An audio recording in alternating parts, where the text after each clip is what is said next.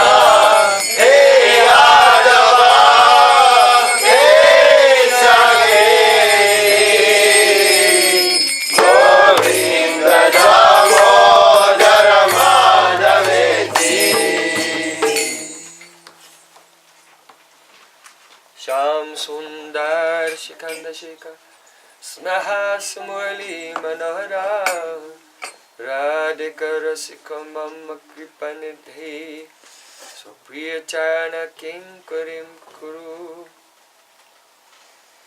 Tavaivasmi Najivami Tayabina Tivikyaya Devi Tam Nayamam Charanantikam. First of all, I offer my Sastang Dandavat Puspanjali, my heart like flowers thousands of times at the lotus feet of my holy master, my supremely worshipable spiritual guru, Asmriya Panvaradhatama Guru Pada Padma. Nittilila Pravishta Om Vishnupad Ashtotara Satasisimat Rupanugacharya Varya Srila Bhaktivinoda Thakura Goswami.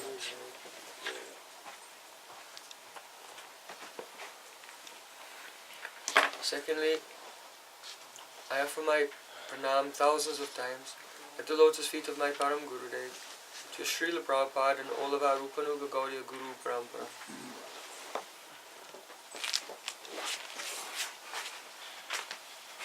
And finally, I offer my pranam to all assembled Vaishnavas and Vaishnavas, Bhakti Gautam to Kripasi Vaishnava.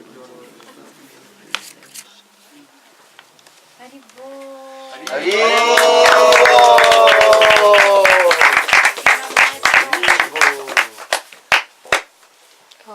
Wow. So many associates. They are on the altar actually. Maybe it's more safe. They live inside these flowers.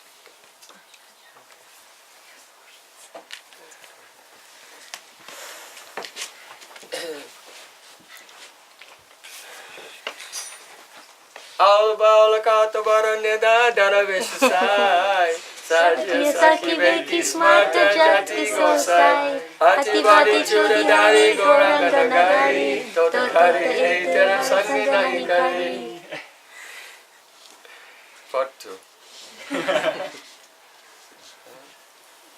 So, we have discussed the group Aubal, Sai and Naravesh. And we looked a little bit at the history of the Sajya Sampradaya and Smarta and Jat Gosai. So, the ones that are left, some are more complicated than others. We'll dispense with the more simple misunderstandings first. So, you see in the first line, Neda. Neda, actually this is one part of a group, Neda and Nedi.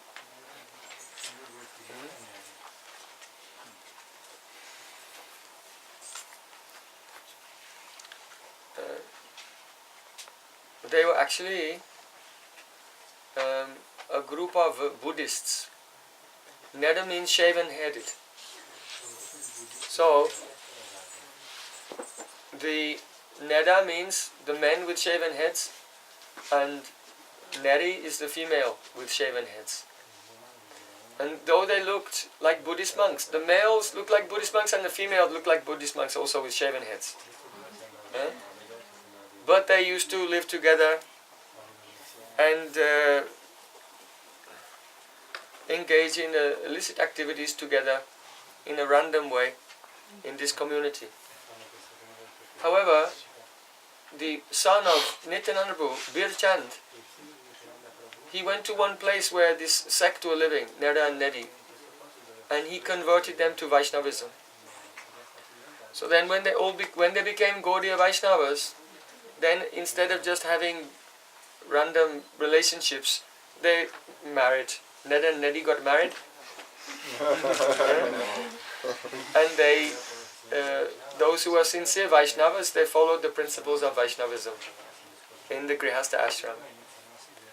But many of them, they were not so advanced, and after some time they began to revert to the influence of their past sanskar.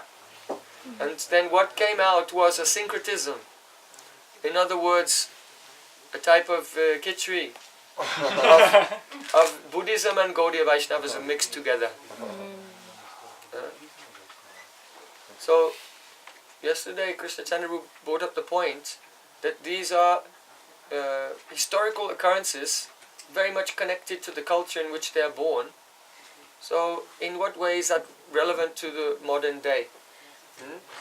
So we see that in the late 60s and early 70s, many kind of, hippie people from America came to India and even came to Vrindavan and associated with sadhus like Neem Karoli Baba and so on. But because they had a background in Buddhism before, then when they came to Vrindavan, they didn't properly understand really what bhakti is about. And they mixed their previous Madhyamic Buddhist conceptions, impersonal or voidist conceptions, onto the narratives of Hinduism, or Bhakti if you like. And then a big kind of Bhakti movement started in America, which actually just has no belief whatsoever in Krishna or anyone, but they'd like to sing the songs Govinda Jai Jai, Jai Siya Ram, Jai Hanuman and everything, but they actually have no belief in it at all. So there's an example of a kind of Vaishnavism, Vaishnav Buddhist syncretism that went on is still going on now in America. It's very strong still. You can speak to Vijay. He knows all about it.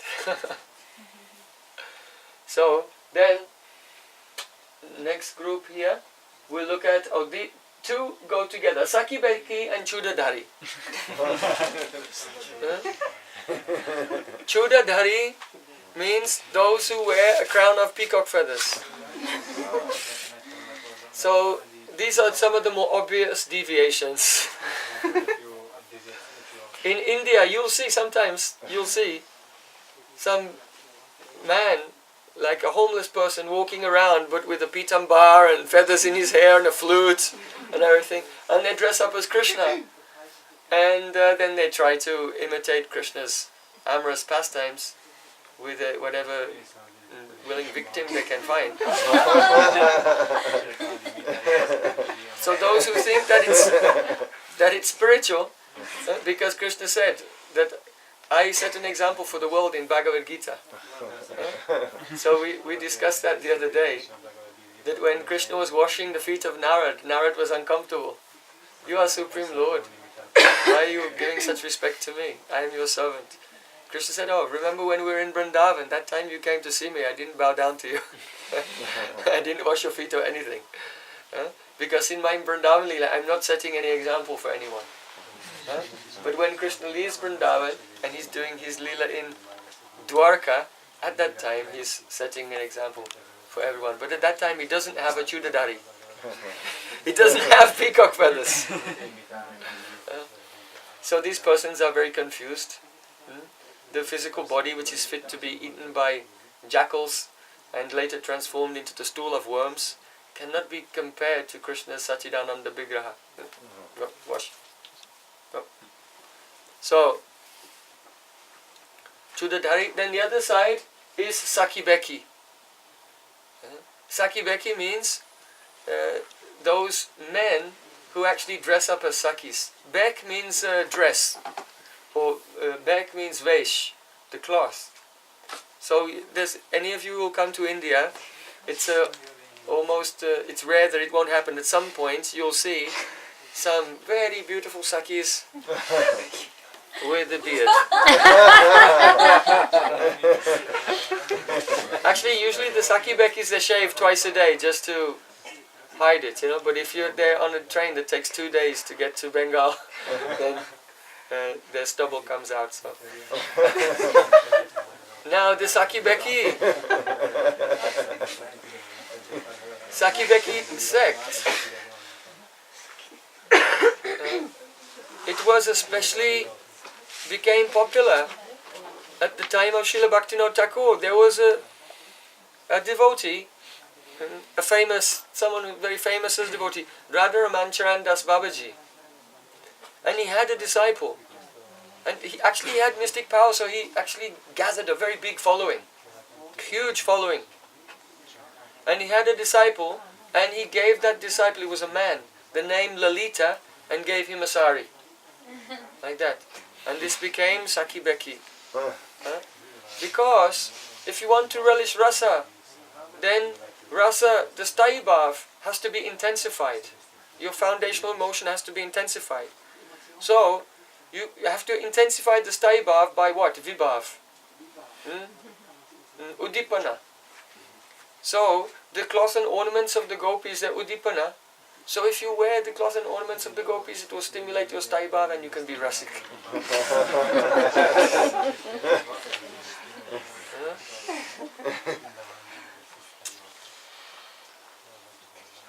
Also, there is the concept of sadharnikaran.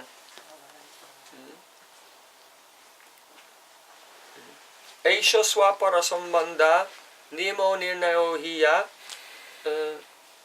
sadharanikaranye vaktam bhavanam purva suribihi. Srila Rupa Goswami in Bhakti Rasamrita Sindhu, he said, how does bhav bhakti turn into rasamaya bhakti? He's discussing this. So he said, this can take place by sadharnikaran, the generalization of emotion, because our prakrit rasa, transcendental rasa, has such a power that it can spread out, it can become generalized and spread out to the hearts of others. So this is how rasa spreads. Nigama kalpataro galitam palam shukha mukudamrita drapa samyatam pipat bhagavatam rasmalayam muhuraho rasika bhuvi bhavaka. Srila Vyasadeva is saying that this Srimad Bhagavatam is just liquid nectar, and it has become more sweet being touched by the lips of Shukadeva Goswami. Just as when a parrot pecks a mango, then even if it's ripe, by the peck of the parrot, then the mango becomes even more ripe and perfectly sweet. So Srimad Bhagavatam is like that. And when a pure devotee is telling Krishna Leela, then those in the audience who are hearing and are qualified, who have attained Rati, the stage of Rati, then they identify themselves with some personality in that Leela.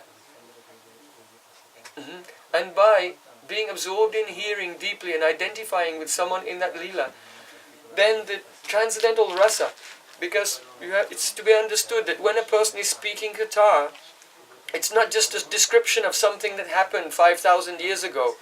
As they're speaking, because the Leelas are Nitya, they're actually going on right now. And so those who are hearing, who are qualified, tune in and they can experience that Leela as it's happening right now. This is what it means, Shravan and Kirtan, actually. So if a person is identifying with someone in the Leela, just like even in the material world, if someone is watching theatre, a drama or a movie or something, sometimes you laugh, sometimes you cry. But why? Because you forget about yourself, you forget about your own life, and you're identifying with one of the characters. So, that's a material example. But in this sadhan of bhakti rasa, then the devotee, the sadhak of rasa, who has already attained bhav, a wonderful thing happens when he is absorbed in one of the characters. Then the aprakrita rasa, the supernatural mellows of love which are present in that character's heart, they overflow. And they come to him. And he experiences what they're experiencing. So, Aisha swaparasambandha niyamo nirnayo. That means the person who is listening or is watching the drama, because Vaishnavas also make dramas. And the reason the Vaishnavas make dramas is to facilitate the sadharnikaran among the qualified members of the audience. So, when that devotee is absorbed in that katha or absorbed in that drama or that kirtan, then Aisha swapara sambandha niyamo nirnayo ija, he loses the distinction whether the feeling of that person in the drama is that person's feeling or whether it's his own feeling. That distinction disappears. And in this way, his bhavmaya bhakti becomes rasamaya bhakti by the mercy of those associates in the Leela. Nityasi dasya bhavasya prakatyam vriddhi satyata. So this is called sadharnikaran. Identifying with someone in the Leela and then their rasa comes to you. So some people think that, if someone will dress up like Krishna and someone will dress up like Radharani, and then they'll have pastimes together, then sadharnikaran will take place. And then one person will realize Krishna's bhav and the other person will realize Radharani's bhav and everything because of sadharnikaran. However, what they don't understand is that sadharnikaran only works for those who've already attained rati. In other words, those whose consciousness has already become one with the vritti of Swarup Shakti. When they come in contact with the Leela, then the vritti of Swarup Shakti can be transferred to them. But if the heart has not received Shuddha Sattva Visheshatma, Prema Suryangsu Samyabhak, Ruchi Visthitamasina Kridaso Bhava Uchate, then they will not be able to experience the rasa. So, also, the classical example of this is once upon a time, a sadhu was speaking Ram Katha. And when he was speaking Ram Katha, there was one old man in the audience and he was completely absorbed in the mood of Hanuman. So when Ravan stole away Sita and kidnapped her and brought her as a hostage to Lanka, then Hanuman, on a mission for Lord Ram, was trying to find out where is Sita. And he came to the shore of the ocean and he said, Jai Shri Ram! And he jumped over the ocean to go to Lanka.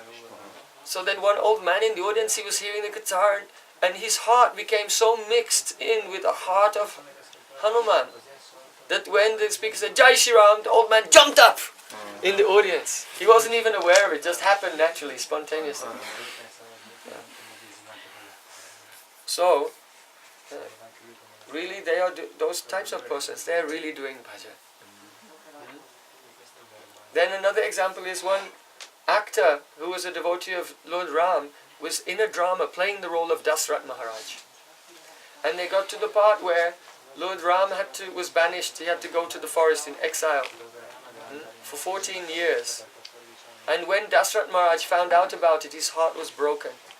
And he called out, Haram, Haram, Ha, and he died. So the actor was so absorbed in the rasa of separation that Dasrath Maharaj was feeling from his son who had been sent into exile, that the actor actually there and then on the stage gave up his life. He died. So these are examples of sadharnikaran. But persons who are covered with anarthas, who have the bodily conception of life, whose chitta has not become one with the vritti, with the function of Krishna's internal potency, Swarup Shakti, then for them there's no sadharanikaran. So, but foolishly they misuse Rupa Goswami's philosophy and say, okay, let's dress up Krishna as Krishna and gopis and we'll experience, usually not separation, usually meeting.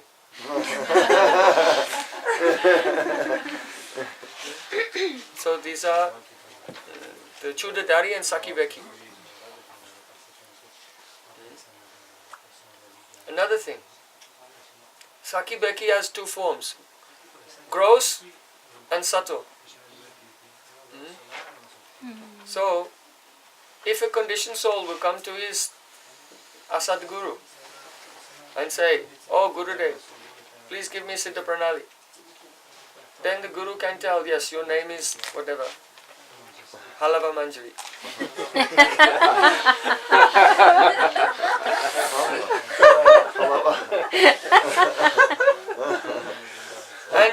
and your dress is the green. And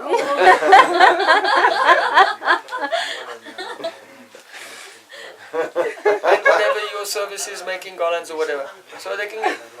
So then that conditioned soul, he is not Brahma Bhuta. He has not realized Atma Tattva. He knows only his gross body and subtle body.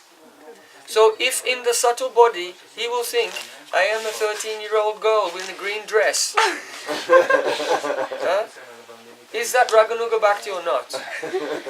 Now you'll be surprised, many people actually think that this is Raganuga Bhakti. But basically, he just did Sakibeki in his subtle body. Is the subtle body material or spiritual? Material. Is the subtle body your Siddha Roop or your Sadak Roop? Sadak, Sadak Deha means Yatastit, the body that you're in. So this body that you're in has two parts, gross and subtle. So you can be a gross Sakibeki or you can be a subtle Sakibeki.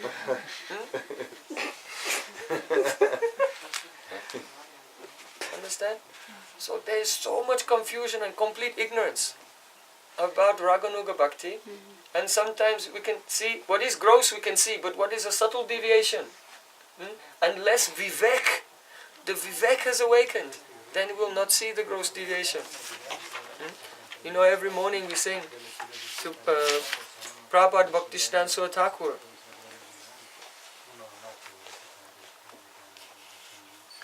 Very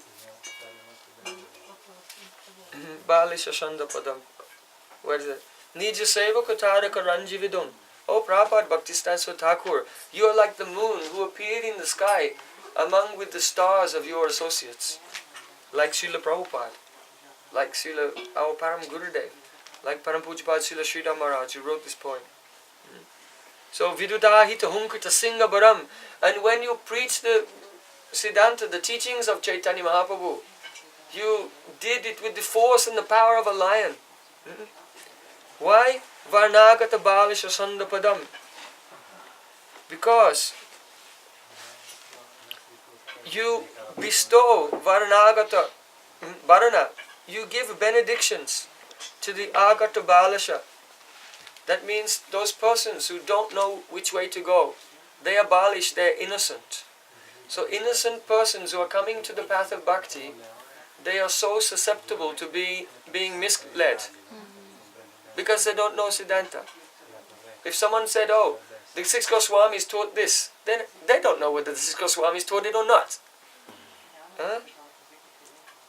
So they are very innocent. So Prabhupada Bhaktisiddhanta Thakur, he protected the innocent devotees by engaging them in Harinam and preaching, so they can gradually develop their sanskar, become purified. When their vivek awakens, by purification of the heart, by eradication of anartha, by being established in nishta, by hearing from tattvavit Vaishnavas, then they'll be able to discriminate. But until vivek comes, then people are very prone, they're very susceptible to ending up in one of the 13 Apa-sampradayas, either knowingly or unknowingly, grossly or subtly.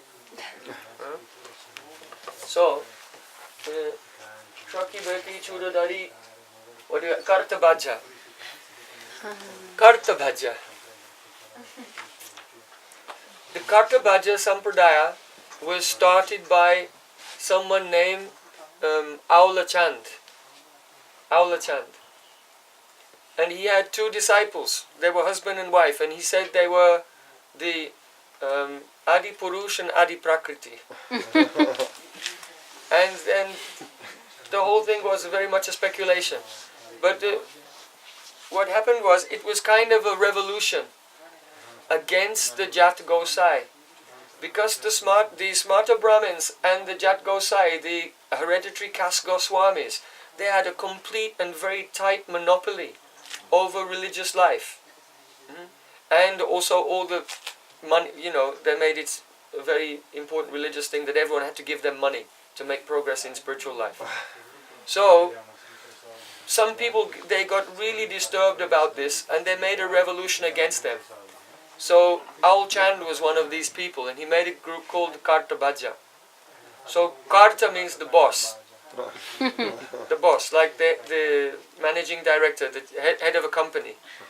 And their philosophy was that the old company, that was Gaudiya Vaishnavism. Gaudiya Vaishnavism, which had taken over Bengal but was in the tight hands of Smarta Brahmins and the Jat Gosai, that company was now bankrupt. There was no more profit to be made from that company for the general people. There's no benefit from the general people. So you should leave that company and join the new Karta, the new boss. So, the Karta Bhaja philosophy, at the time of initiation, they had to vow to follow the very important principles, like no meat eating, no sex, on Friday.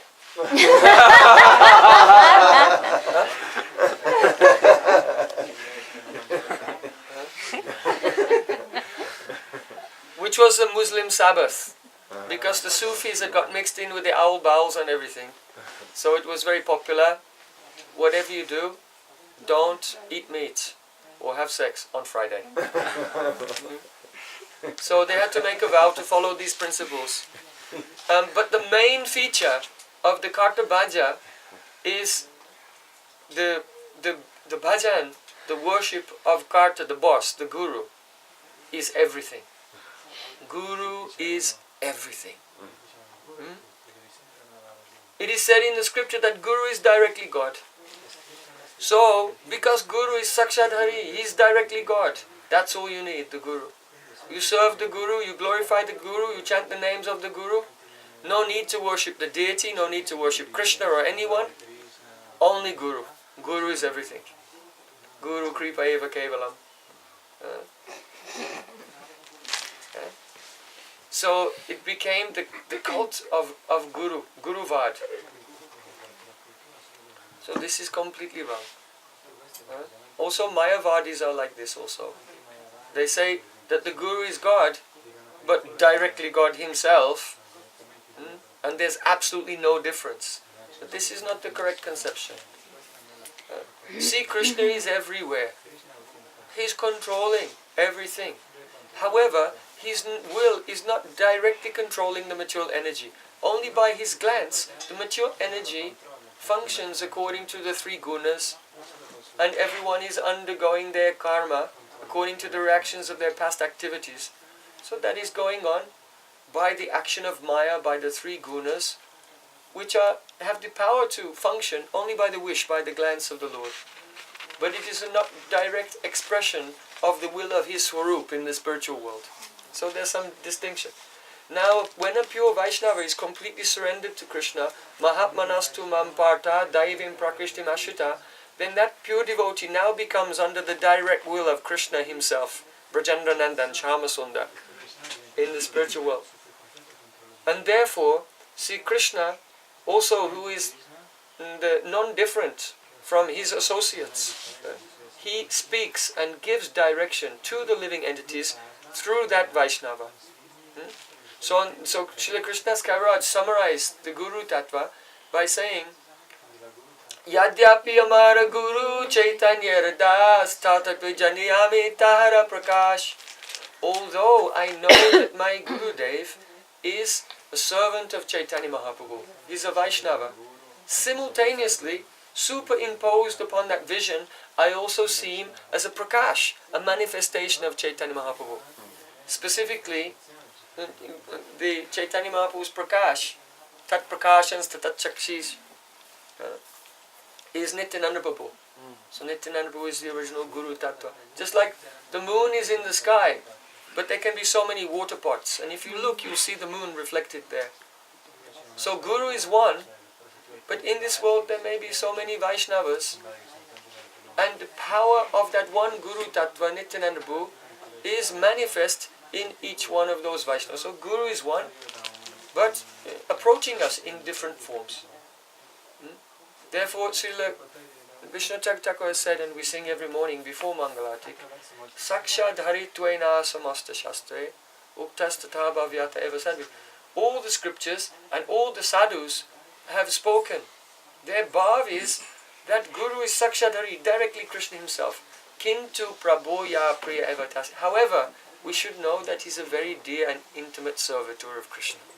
Like this. So, Krishna is the Vishai Vigraha.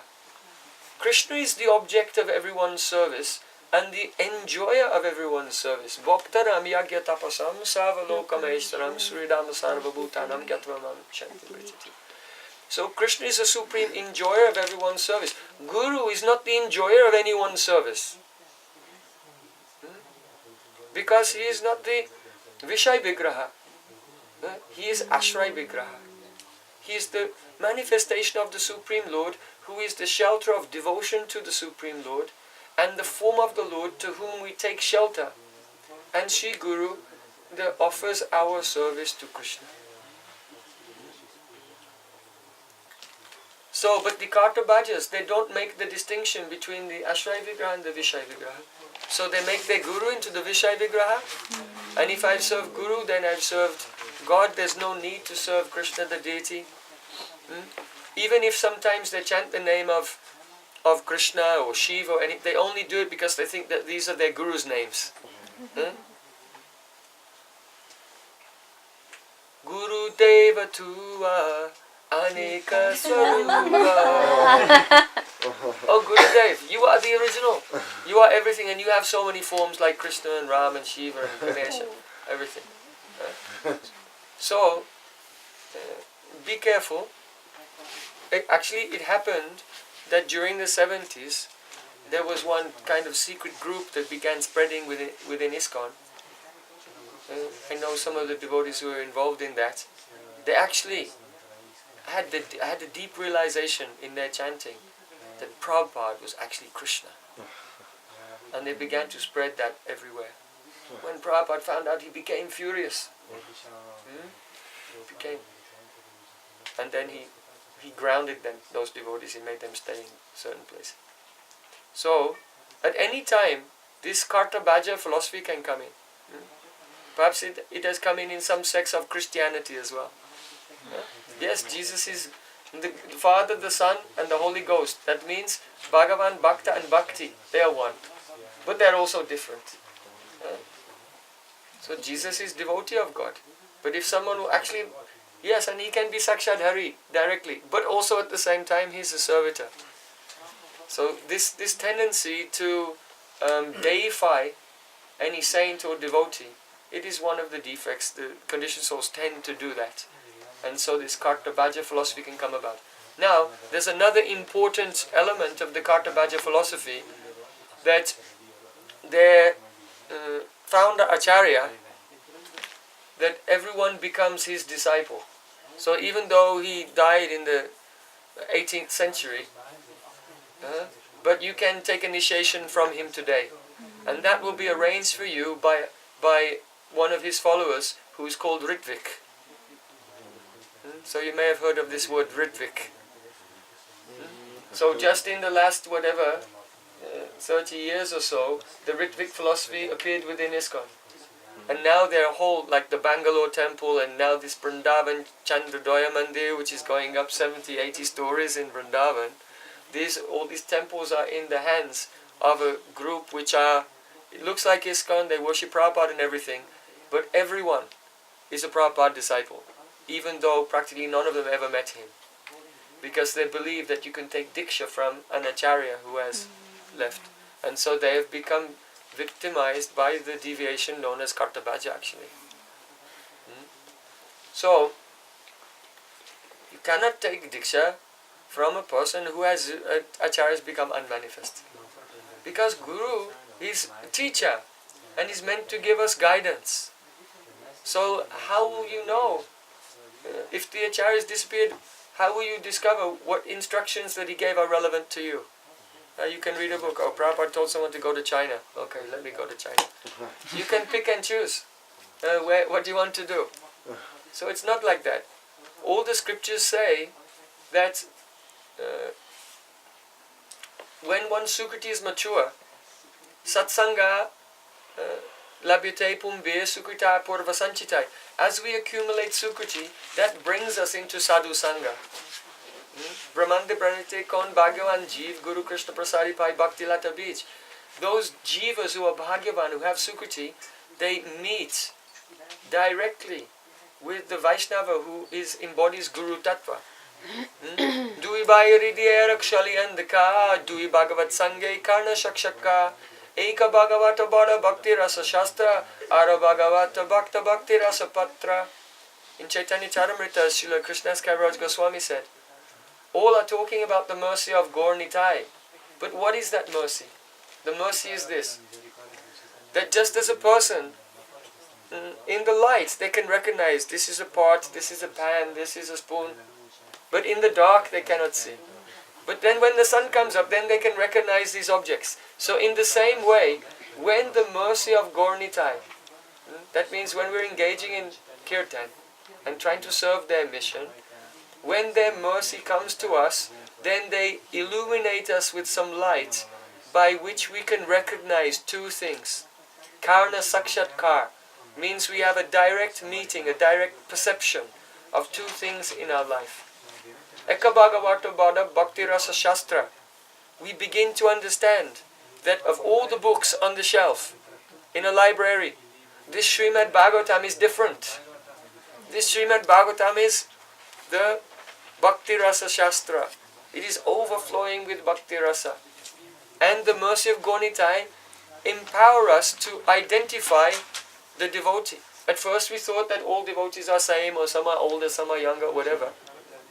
But when we get the mercy of Gaur Nitai, then we can see, here is a Bhagavat, the Bhakta Bhagavat, the devotee who is the embodiment of Srimad Bhagavatam, in whose throat all the verses of Srimad Bhagavatam are sitting, waiting for a chance to jump out.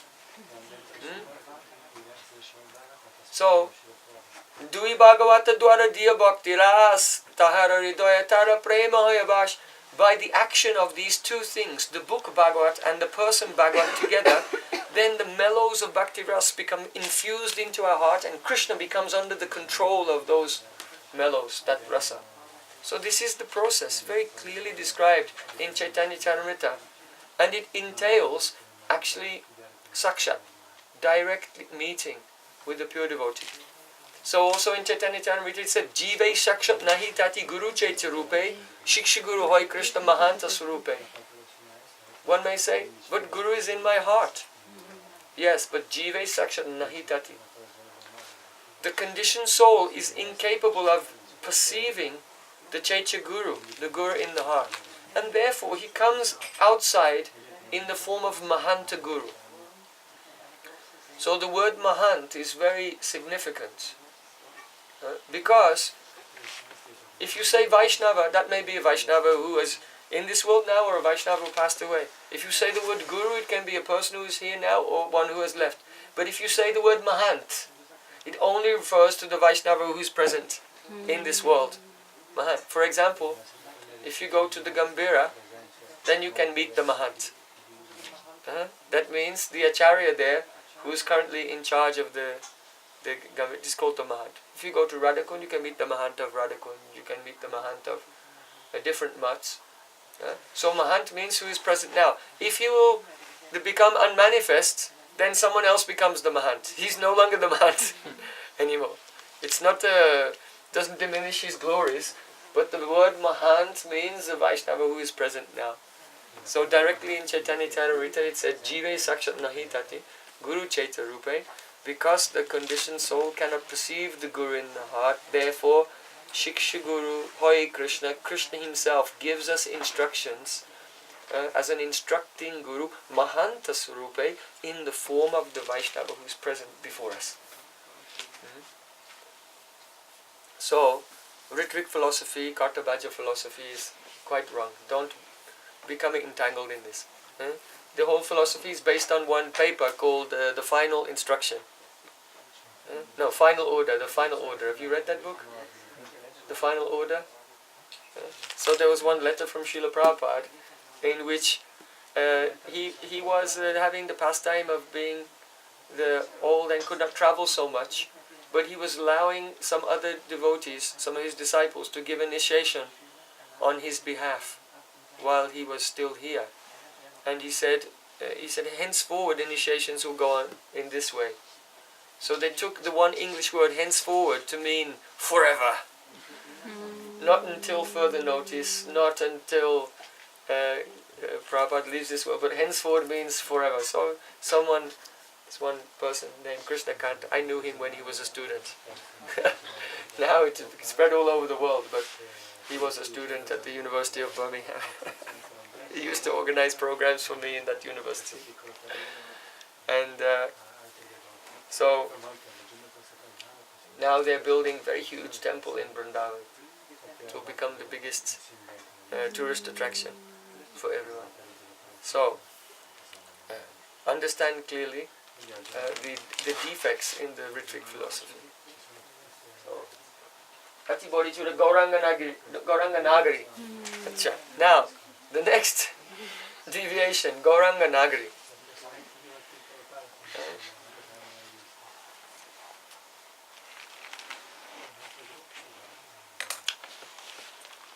In Bhakti Ratnakar, it is said that Srinivasa Acharya came to Navadvip Mayapur, and there he had the darshan of Gauranga. He also had the darshan of Vishnu Priya, and he had the darshan of thousands of maidservants of Vishnu Priya also.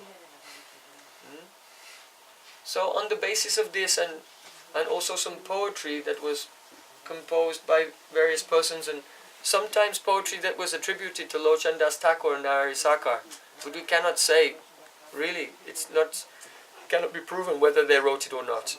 We think not, because there's rasa basa in this poetry.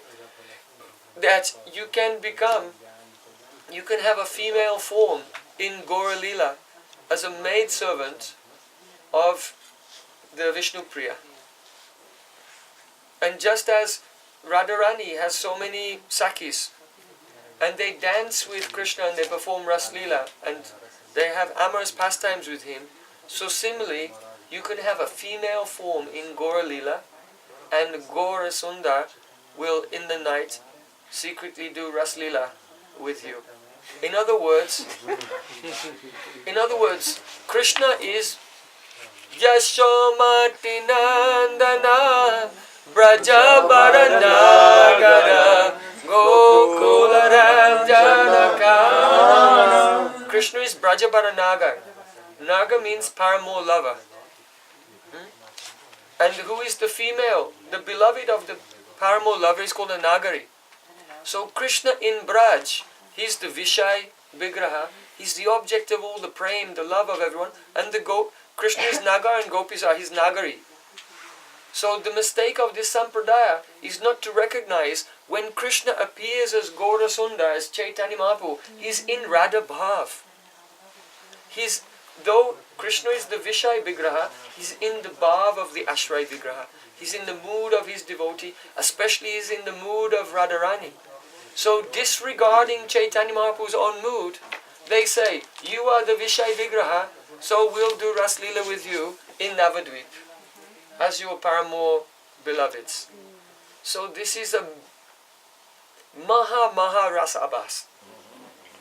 Great Rasa Abhas.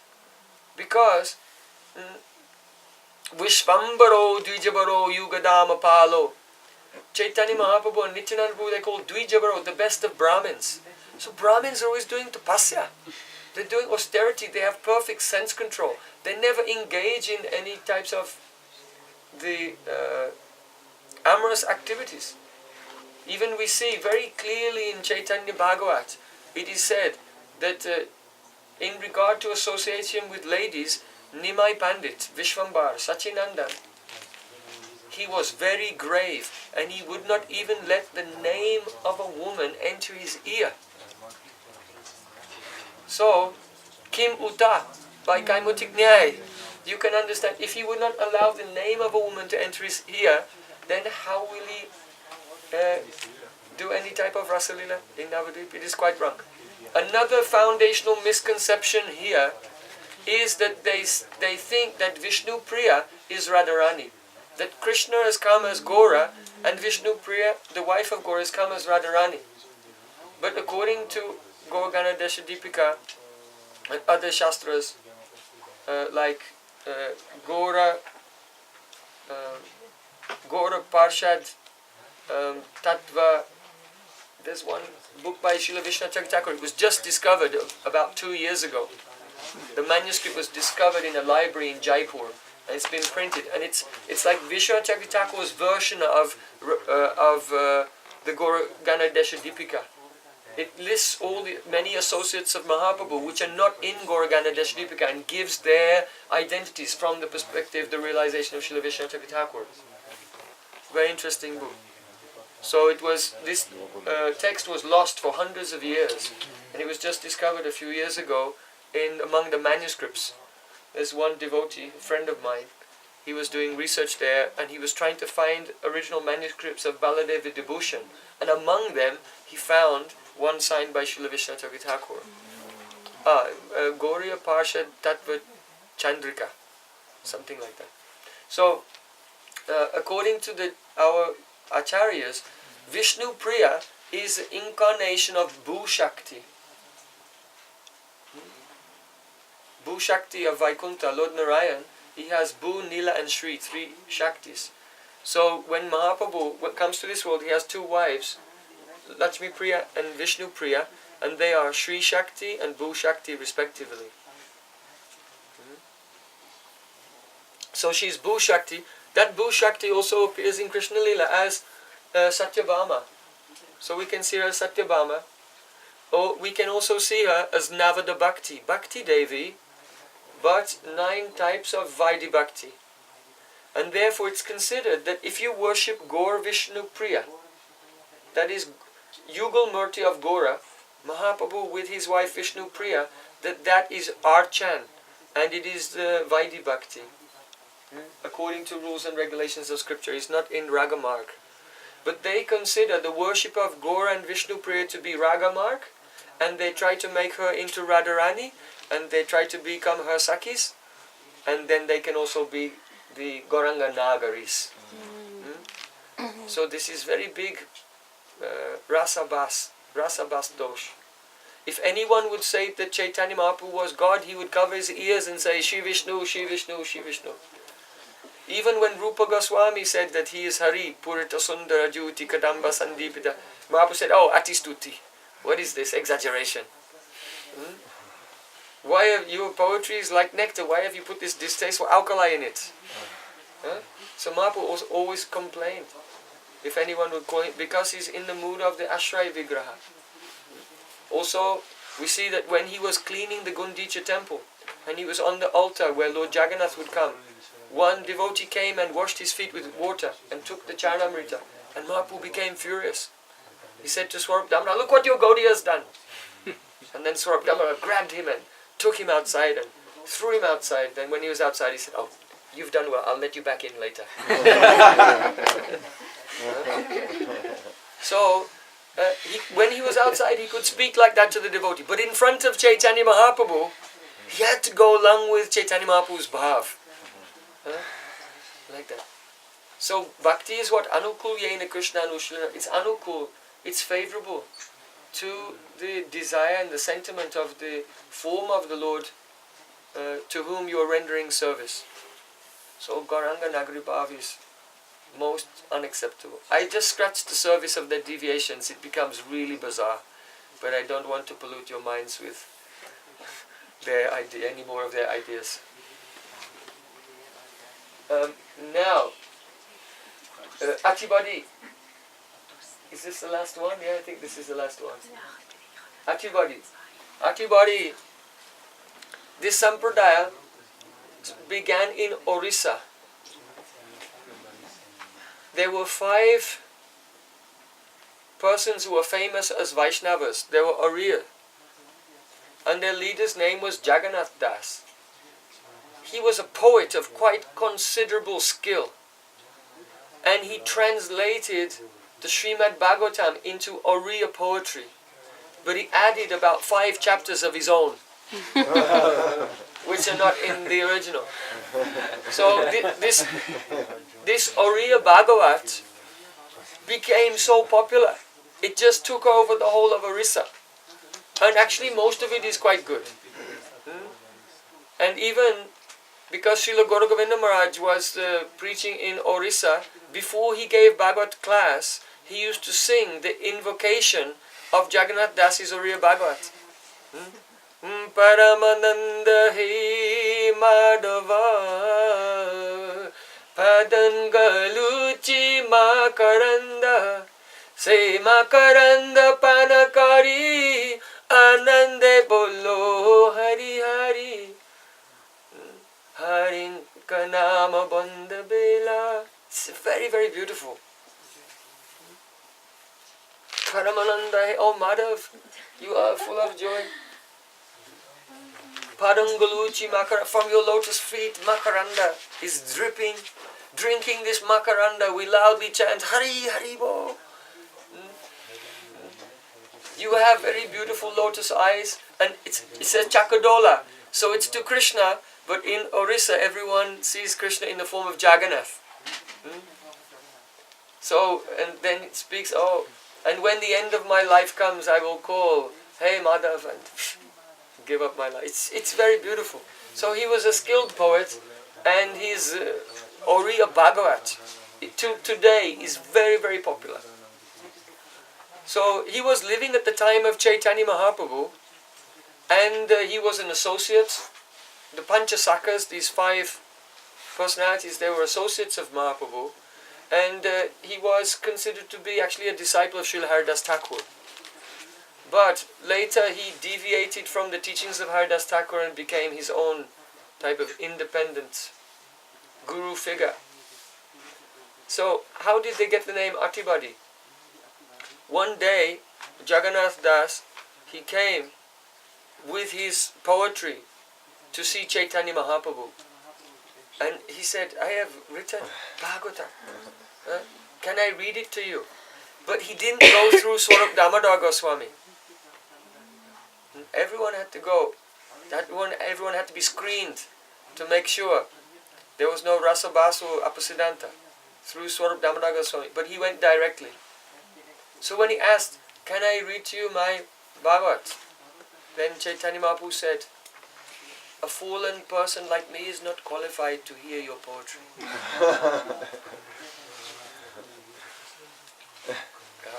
Jai Sachinandan Govind.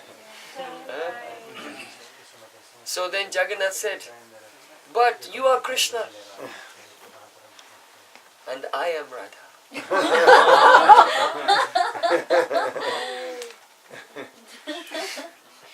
So then Mahaprabhu said, you have become Atibadi. Body means great, and ati means excessively. You have become ati body, excessively great. So Mahaprabhu meant that he was pointing out defects in him. But his followers, so just see, among all the associates of Chaitanya Mahaprabhu, only one, Mahaprabhu gave him the title, Ati Body, excessively great. Bhagavad, Maha-Bhagavad, and Ati Body, excessively great.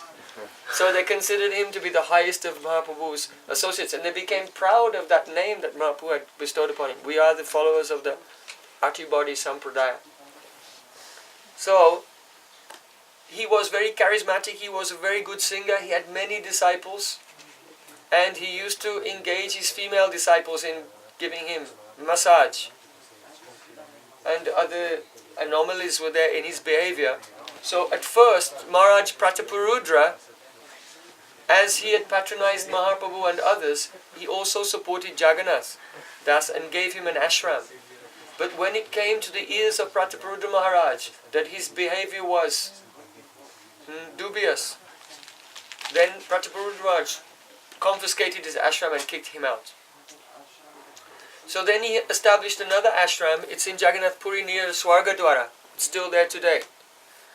And the ashram is called Satlahari Math, because it said that he had no place to make an ashram, so he came on the shore of the ocean and he prayed to Lord Jagannath to give him a place for his ashram. So then, by the mercy of Lord Jagannath, the ocean receded the distance of 7 waves. And then he built the mat there. So the mat is called Satlahari Mat, the ocean, the ashram of the 7 waves. Satlahari Mat. So, what are the distinguishing features of the Atibadis? The Atibadis take the philosophy and without properly realizing it, but in a confused and mixed up way, they extend it and make something more and more and more greater and greater and greater. They always try to be more, extra than others. So you can see this, sometimes this tendency. What is the best way to do bhajan? Someone said, oh, you have to, this is the secret. And then someone says, oh, but there's something more secret and something more secret. And everyone's adding extra and extra secrets. So, another feature of the Atibadis is they have something called a malika. Because either themselves, their sadhana is also mixed with yoga. So they do things like meditating with calm Gayatri on the chakras and things, it's mixed up with tantric yoga. And some of them have mystic powers. And by their mystic powers, they claim to have visions of the future. And so any self-respecting Atibadi has something called the Malika, which he can recite. And the Malika is a list, it's like Nostradamus, It's a list of all the things that are going to happen in the future. It's usually has some disasters and things like that, or everyone will become a devotee on whatever, April the 1st. They have some dates when the Prem Yuga is going to begin, like that. So you can see that tendency also sometimes among the devotees. Instead of focusing on their own development and their own sadhana, they think that, on a certain day, then, the mercy of Chaitanya Mahaprabhu is going to spread everywhere and we'll all be pure devotees. So it's a very external thing. So one famous Atibadi was named Bishkishan. You may have heard of Bishkishan. At the time of Bhaktivinoda Thakura, he said there were 15,000 Atibadis in Jagannath Puri. And the Atibadis formed themselves into like secret societies, like the Freemasons. The Atibadis are like a mix between the Freemasons and Gaudiya Vaishnavism. So they have secret sects, and they try to exert financial and political power. So they usually have political agendas as well. And so they're all mixed up with politics and spirituality and everything. It's a complete mess. So there was one Atibadi, his name was Bishkishan, and he was like a mystic yogi. He had long jata, and he used to sit by a fire, and he used to drop his jata into the fire, and then he would go like this, and flames would shoot out of his hair. So everyone thought that he was something miraculous. And he used to say that he was Krishna. And he had two disciples, two followers, and one of them was Brahma and one was Lord Shiva. So they were all there, Vishnu, Brahma and Shiva. The Trimurti was there. And he made an announcement that on this particular day, that he would show his form as Mahavishnu and he would annihilate all the Malechas. Because at that time the British were ruling, and the Ativadis were like an independence movement, and they wanted to, rise up in a military formation and overthrow the British and kill all the foreigners. So he announced publicly that he was going to do this on a certain day. Or sometimes he would announce that on this certain day he would do a Ras Leela as well, and he would invite all the young ladies to join him. So at that time, Srila Bhaktivinoda Thakura was in Orissa, and as you know, he had the highest position of any Indian national in the British government. He was a magistrate, and so he was deputed with maintaining law and order. So when it came to his attention that this Atibadi Bishkishan was advertising that he was Krishna, and that it actually polluted some of the young girls of the villages, then this was very, very offensive. But not technically against the law. So Srila Bhaktivinoda Thakura came to have him arrested for sedition, trying to overthrow the government, because he'd announced that on a certain day he would rise up and kill all the foreigners. So Srila Bhaktivinoda Thakura came with some police to arrest him, and when the police came to arrest him, he went and made fire come out of his hair, and they're all afraid. And so the mystic yogis, they store their power also in their jata. So Srila Bhaktivinoda Thakura himself came with the scissors and he cut off his jatas.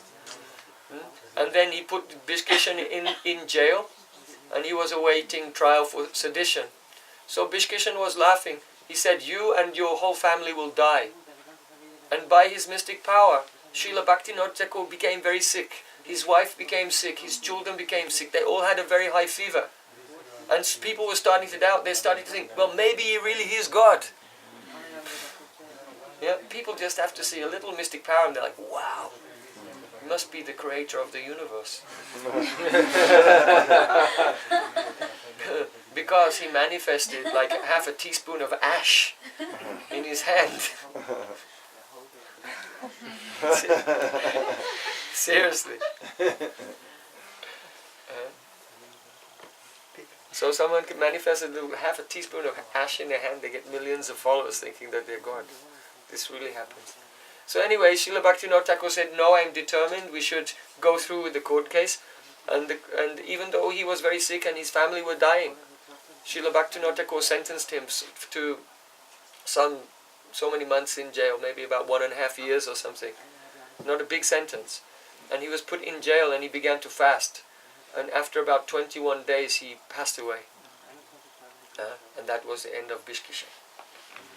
So he's a famous Ativadi. Another person historically who has been called Ativadi was Rupa Kaviraj.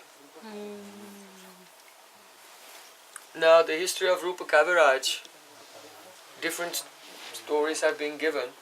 If you go to his Sampradaya, his line, they tell one story. But in Bhakti Ratnakar and the our Gaudiya biographies, we find that Rupa Kaviraj was a disciple of Hemalata Thakurani. Srinivasacharya, he was married, and his daughter, Hemalata Thakurani, she was a great Vaishnavi. She had many disciples. And one day, he was giving Bhagavad Katha. He was very learned, Rupa Kaviraj. He was a Kaviraj, very learned in Sanskrit, in Shastra, Siddhanta. And so many people used to come to hear his Bhagavad Gita. And one day, another great female Vaishnavi named Krishna Priya, she came into that assembly and she sat down quietly just to listen to the Bhagavatam. But she had her mala. So generally when we hear Srimad Bhagavatam, we should not chant on mala. But she could not stop, because the name was doing, Swayameva Spratida, was self-manifesting. And so very, very softly, her tongue was always moving. She couldn't help it. It was the avibhav of the holy name. But Rupa Kaviraj, according to one history, he took offense and thought, who is this person being inattentive in my Bhagavatam class? And he told her, what do you do? Either chant the holy name or listen to Bhagavatam. You can't do both. And because of this offense, then he was rejected by Hemalata Thakurani. And it said that she tried to remove his, because Guru gives the Kantimala, Tulsimala at the time of initiation. So she went to remove his Kantimala. So he had 3 and she pulled and 2 came but only 1 was left. And so then in that line they wear only 1. That was the tradition. Now they don't follow it. So that story is told. And so Rupa Kaviraj, he was alive at the time of Srila Vishwanath Thakur. And the two of them, they had strong philosophical agreement. So among some of the teachings of Rupa Kaviraj were that only those in the renounced order can be acharyas. This is very offensive, because the Hemalata Thakurani's father, he was married and he is Srinivasacharya, he was acharya. Srila Vyasadeva is acharya, he's also like this. So the idea that only those who are renounced can be acharyas, the grihasthas cannot be acharya, this is coming from Rupa Kaviraj. This is one Ativadi teaching.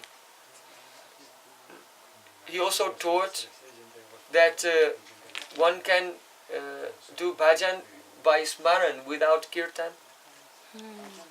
Also. And also he had a very strange interpretation. It's strange to us, but at the time many people believed it. And this is extremely important. So I showed you the other day the document. This document was the legal document from a court case in the court of the king of Jaipur. Rupa Kaviraj was not present, but it gives a list of his disciples who are present there. In his actual line, I went to their mutt. It's called the Bodhisaram Yukunj in Vrindavan. And the Vaishnavas were staying there, were very nice. The Acharya, the Mahanti, is very nice. He's my good friend. And he helped me so much study the history of their line. So they say this story about his offense to Krishna Priya and even his being disciple of Hemalata Thakurani, they say that this is not true. And they give their parampara as Gopal Bhatta Goswami gave Diksha to Krishna Das Kaviraj Goswami, the author of Chaitanya Charitamrita.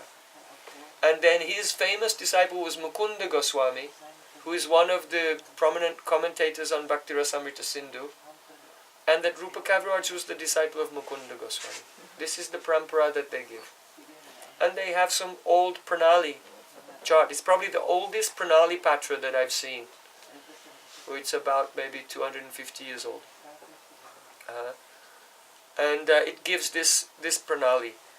When I speak to, not Gopal Bhatta, please change, if you noted it down, Raghunath Bhatta Goswami. Raghunath Bhatta Goswami. So, as you know, of the 6 Goswamis, Raghunath Bhatta Goswami was the only one who didn't have a deity. All the Goswamis had either Shalagram Shila or Govardhan Shila or Madan Mohan, Govindaji. But Raghunath Bhatta Goswami had no deity. Why? Because when he went to Jagannath Puri, Chaitanya Mahaprabhu gave him Srimad Bhagavatam, and this was his deity. So if you go to Vrindavan, to the Gadi of Raghunath Bhatta Goswami, you can see that Srimad Bhagavatam. Actually, it's covered with silken cloth and worshipped on an asana. But there are 5 days of the year where they open it and you can actually see that Srimad Bhagavatam. It's very beautiful. Which temple? The Gadi of Raghunath Bhatta Goswami. Do you know that? It's just across from the Radhavallabhi, headquarters of the Radhavallabhi Sampradaya, Radhavallabhi. So, when I was studying and their history, the line of Raghunath Bhatta Goswami, they don't say that Krishnadas Kaviraj Goswami is in their line. Now you would think that if it were a fact, then they would claim, because everyone wants to claim that some great Vaishnava is in their line. So it's strange that in the line of Rupa Kaviraj, they say that Krishnadas Kaviraj has Diksha from Raghunath Bhatta, but in the line of Raghunath Bhatta, they don't say. So anyway, now Rupa Kaviraj, according to this legal document, it was decided in the court that 2 of his books were banned. One of his books was called Sar Sangraha, and the other one was called Raganuga Vivriti. So if we compare, this manuscript of Raganuga Vivriti practically disappeared. I couldn't find it anywhere, but in the Barisaram Kunj they gave me a copy. So if you compare Raganuga Vivriti of Rupa Kaviraj and Raghavatma Chandrika of Vishwanath Charitaka, you'll see that just like today, if someone writes a paper or a book, then someone disagrees, they write another book or a paper refuting it. So Raghavatma Chandrika is Vishwanath Charitaka's refutation of the Raganuga Vivriti, because point for point it addresses the teachings which were considered to be Atibadi. So in the legal documents it said that this book is banned, and the concepts within the book which are particularly considered illegal, one of them was called Sadhana Chatustai. Sadhana Chatustai. It means the 4 sadhanas. And it's based on the idea that in Lagu Bhagavatamrita of Rupa Goswami, he said that Krishna Lok has 4 dimensions. Now this is true. It has Golok, which is the outer aspect of the planet, where there is Swakiya, and there is the Aishwarya Gyan, and then higher than that is Dwarka. Then higher than that, more confidentially, is Mathura, and then there is Braja. Braj, Gokul or Golok Vrindavan. That is the Antamandal, where there is Paraki above and Kevala Madhurya, unmitigated sweetness without any Aishwarya Bhav at all. So Rupa Goswami taught this confidential thing. Yattu Golokanamasya Tatscha Gokula Vaibhavam Tadatma Vaibhavatangscha Tasya Tan Mahimanmate. In Lagu Bhagavatamrita, Srila Rupa Goswami said, that place which is famous as Golok is actually the Vaibhav Prakash, an opulent manifestation of Gokul, where there's exclusive sweetness. So of the 2, the Gokul or Golok Vrindavan is a superior, and Golok, its opulent manifestation, is somewhat inferior. Okay, so this is true. But what Rupa Kaviraj did was, he took the verse Seva Sadaka Rupena Siddha Rupena Chatrahi Tadbhava Lupsana Karya Brajalokanusarata. He made a special interpretation of this verse and related this verse to these 4 destinations. How did he do it? First of all, Seva Sadaka Rupena. You have to do Raganuga Bhakti in your physical body, your Sadak form. Seva Sadaka Rupena. Siddha Rupena Chatri, and also in your Siddha Rup. In your spiritual identity, you have to render service. But how? The verse says, Brajalokanusarata, following the residents of Braja. Brajalokanusarata is one line, and it's applied to both of these. So, he took it to mean that in your Siddha form, in your spiritual form, you follow the Brijbasis, and in your Sadak form, you follow the Brijbasis. The eternal Brijbasis. In other words, if you're in Gopi Bhav, you should follow the gopis in your siddha form, and you should follow the gopis in your sadhak form. This is what he taught. Now he wasn't a foolish person. He wasn't a Saki Beki. He didn't mean that you should dress up like a gopi in a sari, in your sadhak form. He had another definition of sadhak form. He had a different definition. So, what's interesting here, I'll just look at the correct interpretation first. The correct interpretation, Brajalok Anusarata, you follow the Brajalok. Jiva Goswami in his commentary, he divides the Brajalok into two examples. They're the eternal associates of Krishna, obviously they're Brajalok. Nanda, Yashoda, the cowherd boys, the gopis, they're Brajalok. But the other Brajalok are Rupa Goswami, Sanatan Goswami. They're also residents of Braja in their sadhak forms. So Srila Vishnu Thakur said, no, Rupa Kaviraj gets it wrong.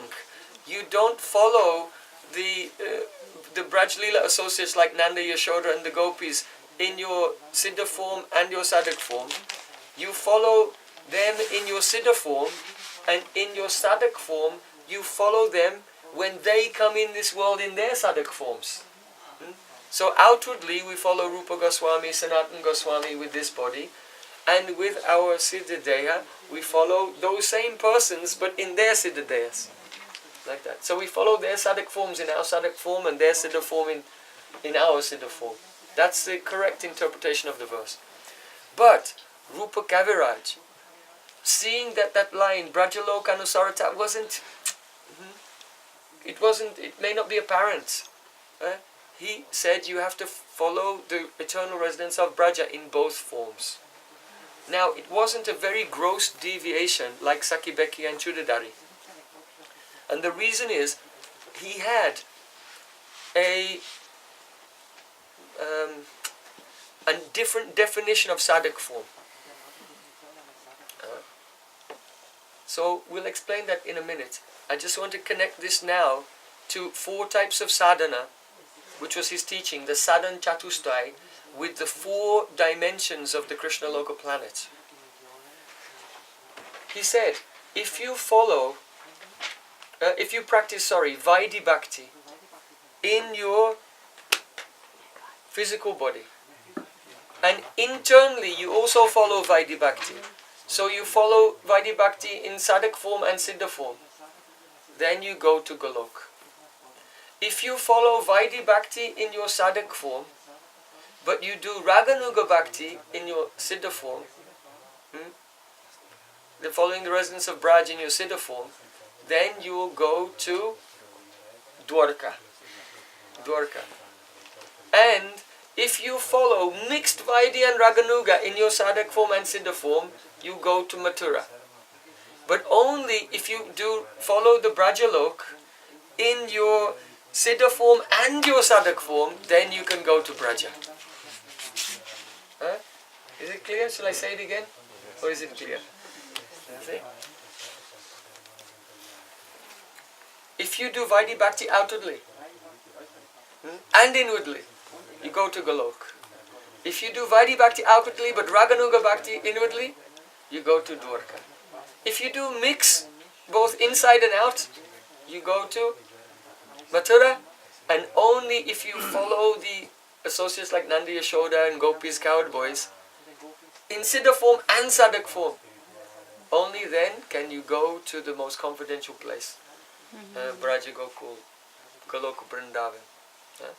So this is called sadhan chatustai, the 4 ways of doing sadhan that lead to 4 different goals. Now, the interesting thing here is his definition of the sadhak form. We say that the sadhak form is this body that you're in. Right? It's clear. But he said no. Because everyone in this world has a body. But they're not doing sadhan, so how can the body be called a sadhak roop? He said that this body that you're in is called tatastha roop. Because you are tatastha shakti. and you have taken those Tatastha Shakti have come in this world and they've taken a form, so the body is called Tatastha Roop. Only those who are doing sadhan have a Sadak Roop, Sadaka Roop. So that Sadak Roop is your, in your subtle body, because the gross body is one part of your Sadak Roop, but your subtle body is another part of your Sadak Roop. Actually, we discussed that earlier.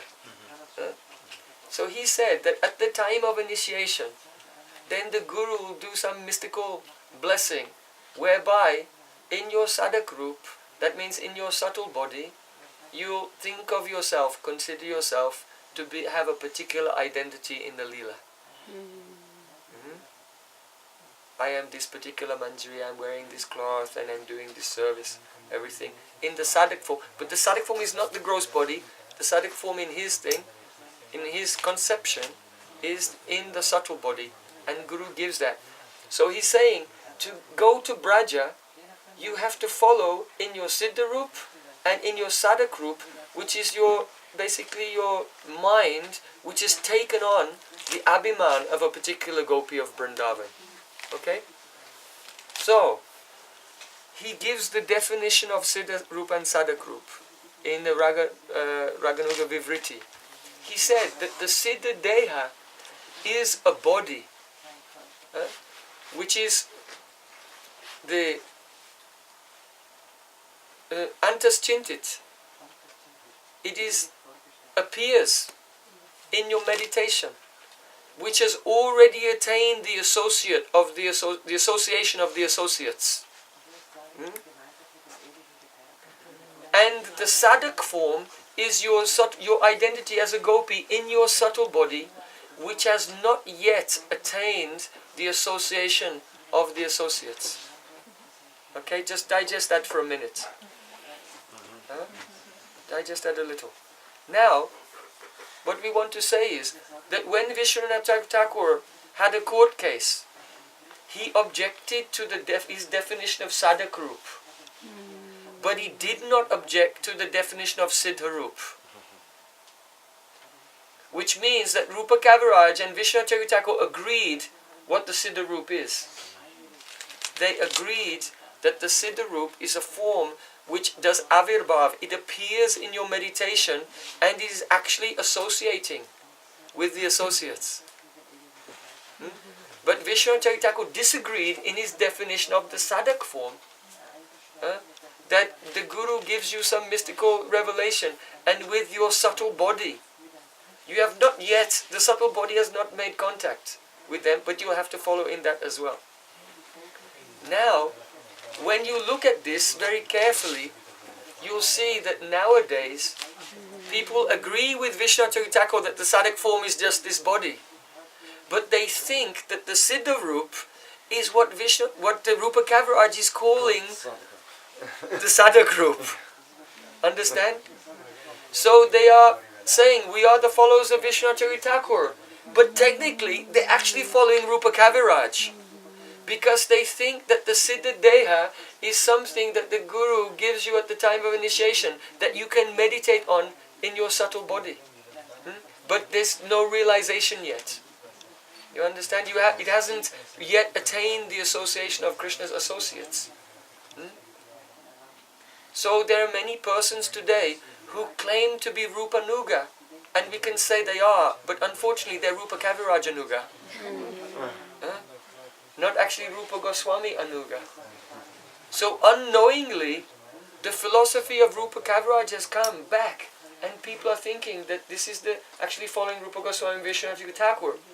In Raghavatna Chandrika, when he explains that the Sadak Deha is only this body that the soul is situated in, and that the Siddha Deha is the Antaschintita Bistatat, Seva Upayogi Dehena. Let's analyze this also. Because the word Antaschintit, generally people can translate it as mentally conceived. That internally you serve in the mentally conceived body. That's Rupa Kaviraj philosophy. Antaschintit. We can see in the second canto of Srimad Bhagavatam, there is a very minute analysis of different stages of smaran, dharan and dhyan. Because these stages are common both to the yogis and to the bhaktas.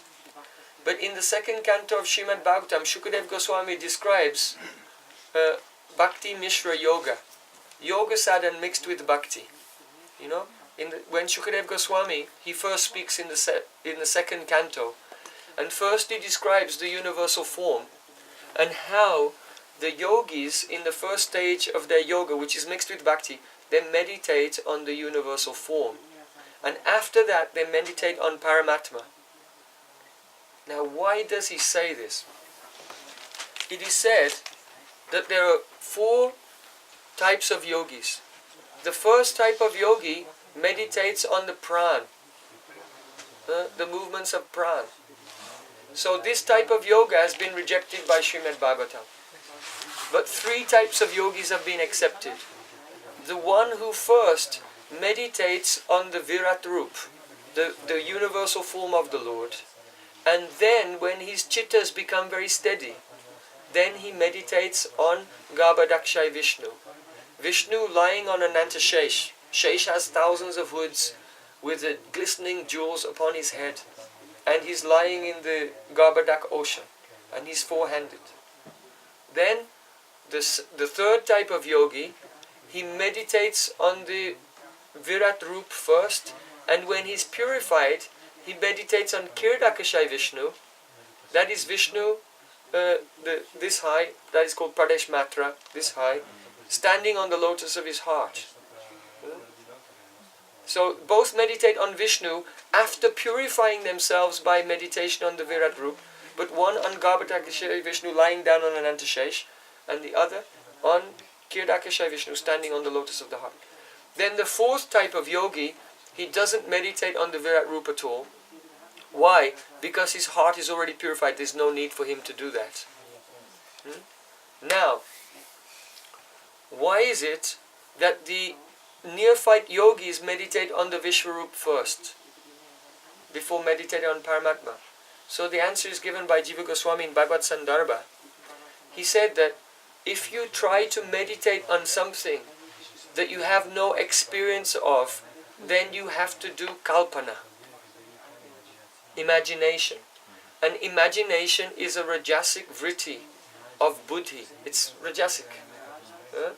And therefore, in order to become free from rajas in the mind, in order to become purified, in order to become free from kalpana, the yogis first meditate on the Virat, the universe, because you've seen the universe. It doesn't require too much imagination to think of the rivers and the mountains and the birds and how they're all different parts of the body of God, because you've seen them. And therefore, Jiva Goswami said that the meditation on the Virat Rup reduces the tendency to do kalpana, and therefore the chitta becomes steady because it's not disturbed by rajasic buddhi. Then, when the yogi utters the syllable Om, then Om manifests Brahman and then Paramatma. And then when he begins to see Paramatma in the syllable Om, that's called meditation on the Paramatma. Meditation on the Paramatma. The yogis don't sit down and think, oh, there's this blue person standing in my heart with 4 arms. They don't do it because that would be kalpana. You've never seen any blue person with 4 arms. So first they have to make the chitta become very, very steady by meditation on the Virat Rup. And then when it's steady, when they say the syllable Om, then the Swarup of Om manifests in the form of the Paramatma in the heart. So there, when it's described about doing smaran or remembrance of the Paramatma, Shukadeva Goswami says, Chintamayam imam Ishwaram. Ikshate Chintamayam Ishwaram. Ikshate means meditation, means seeing the form of the Lord, which is Chintamay. Chintamay. So in the commentary, Vishwanath Chakravarti said, seeing the form of the Lord, which is Chintamay, means there is an avirbhav, an actual appearance of that form in the heart, and internally you look at it, and that is called meditation. Ikshate Chintamoy. So similarly, the Siddhadeha, one spiritual Siddhadeha, one Swarup, is called Antas Chintit, Abhistatat. It is not mentally conceived, it is not kalpanik, it is not imagination. Even if Guru describes it to you, it would still be imagination. For example, I can describe to you Rupa Manjari and Rati Manjari. I tell you how old they are, what their names are, what cloth they're wearing, what service they're doing, all these things. Then you say, so I'm meditating on this is not imagination. But if I say to you, can you just describe to me exactly what's the difference between Rupa Manjari's face and Rati Manjari's face? Then what do you do? Huh?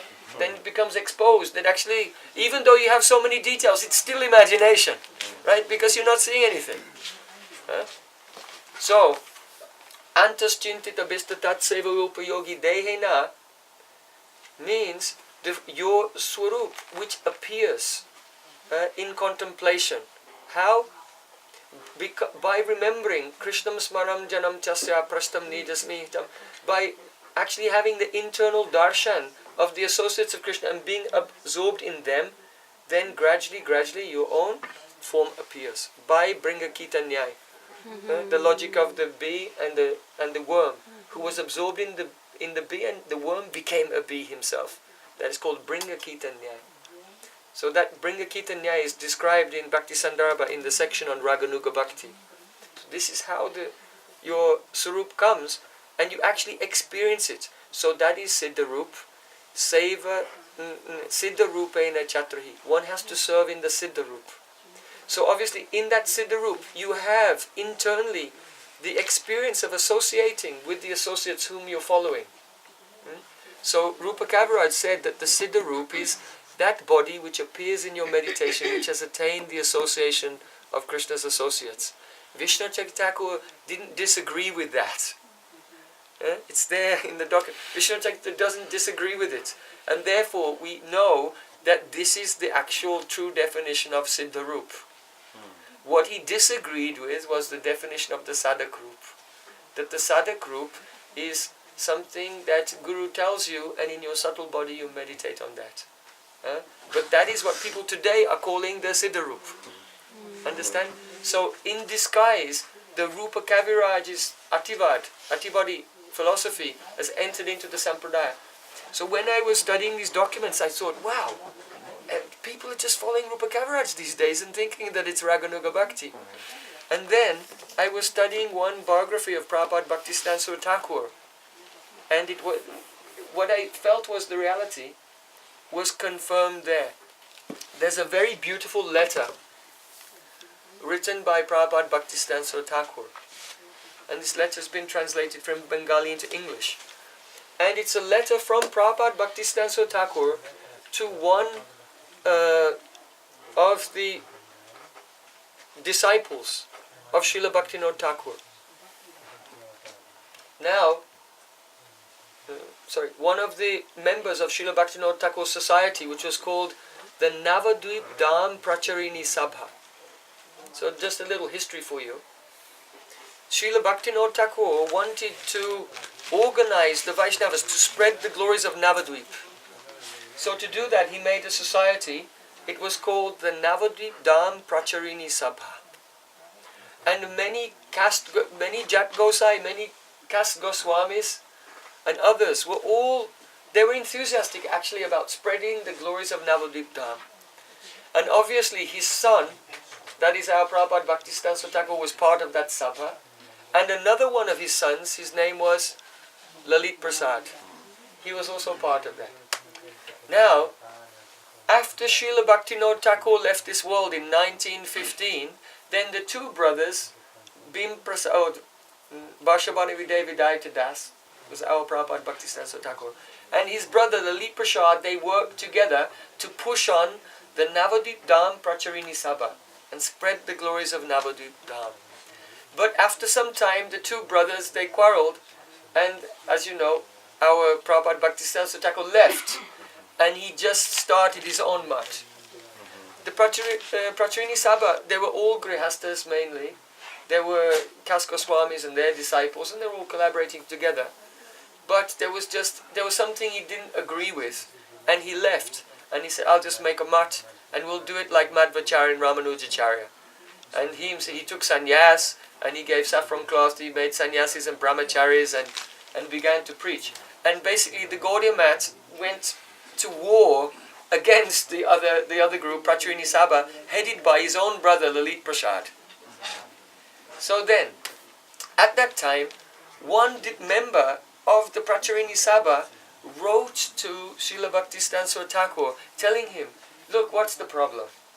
You know, we were all together and everything, and now you've gone separately, and you're, you know, basically making propaganda against what we're doing. Why are you doing this? And so then, in a very friendly mood, Prabhupada Bhaktivinoda Thakura wrote a reply to him. So this was now I'm going to tell you the reply. He said, my dear so-and-so Das Adhikari, once in the summertime, just before Srila Bhaktivinoda Thakura was about to leave this world, he called me to his side and he said to me, "Oh Saraswati," he already had that title, Siddhanta Saraswati, from when he was young. He said, "Oh Saraswati, the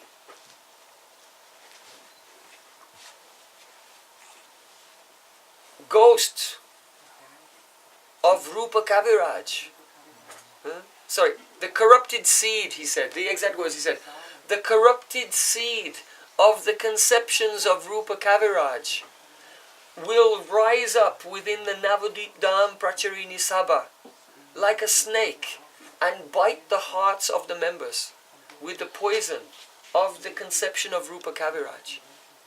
So at that time everything was going well. There was no problem.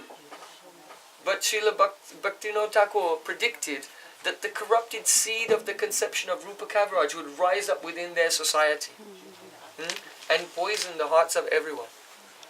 So then Srila Saraswati Thakur said to his father Srila Bhaktivinoda Thakura, he said, "If that happens in the future, I make a vow before you that I will dedicate my life to oppose it." And so he fulfilled that vow. He fulfilled that. And so what we saw at that time was this idea. And many persons, I know some devotees who went to Lalit Prasad Thakur and received Siddha Pranali and everything. And they literally believe Rupa Kaviraj's philosophy. That in your mind, by the mind, you have to think that you are one particular gopi, and though you have not realized it, you just keep thinking about that, and your imagination will become a reality. But this is not the process. The process is the Kram Prakash of Shuddha Nam. That the holy name reveals Krishna's form, then his qualities, then his associates, then you focus on them, and then your Siddha there comes, and then the name reveals your Seva. And then you can do Seva Sadaka Rupena, Siddha Rupena Chatrahi. So the process is taking shelter of Nam, the spurti of Nam. So now I want to come to one very precise definition that Srila Bhaktivinoda Thakura gave. As we mentioned, all of these deviations are different brands of Prakrita Sahajism. They're different types.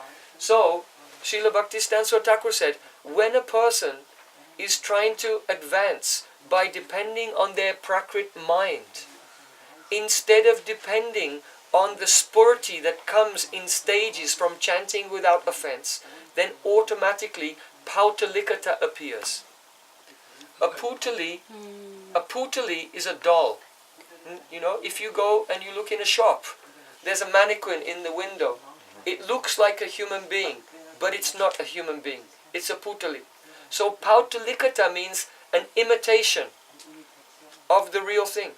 So when our 6 Goswamis are chanting without offense, then the associates and pastimes are coming in their heart, they're serving. That's the real thing.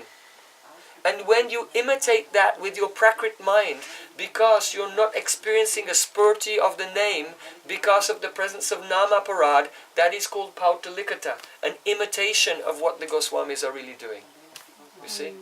So that Pautalikata Srila Bhaktivinoda Thakura gave it a name, Prakrit Sahaja Bhav.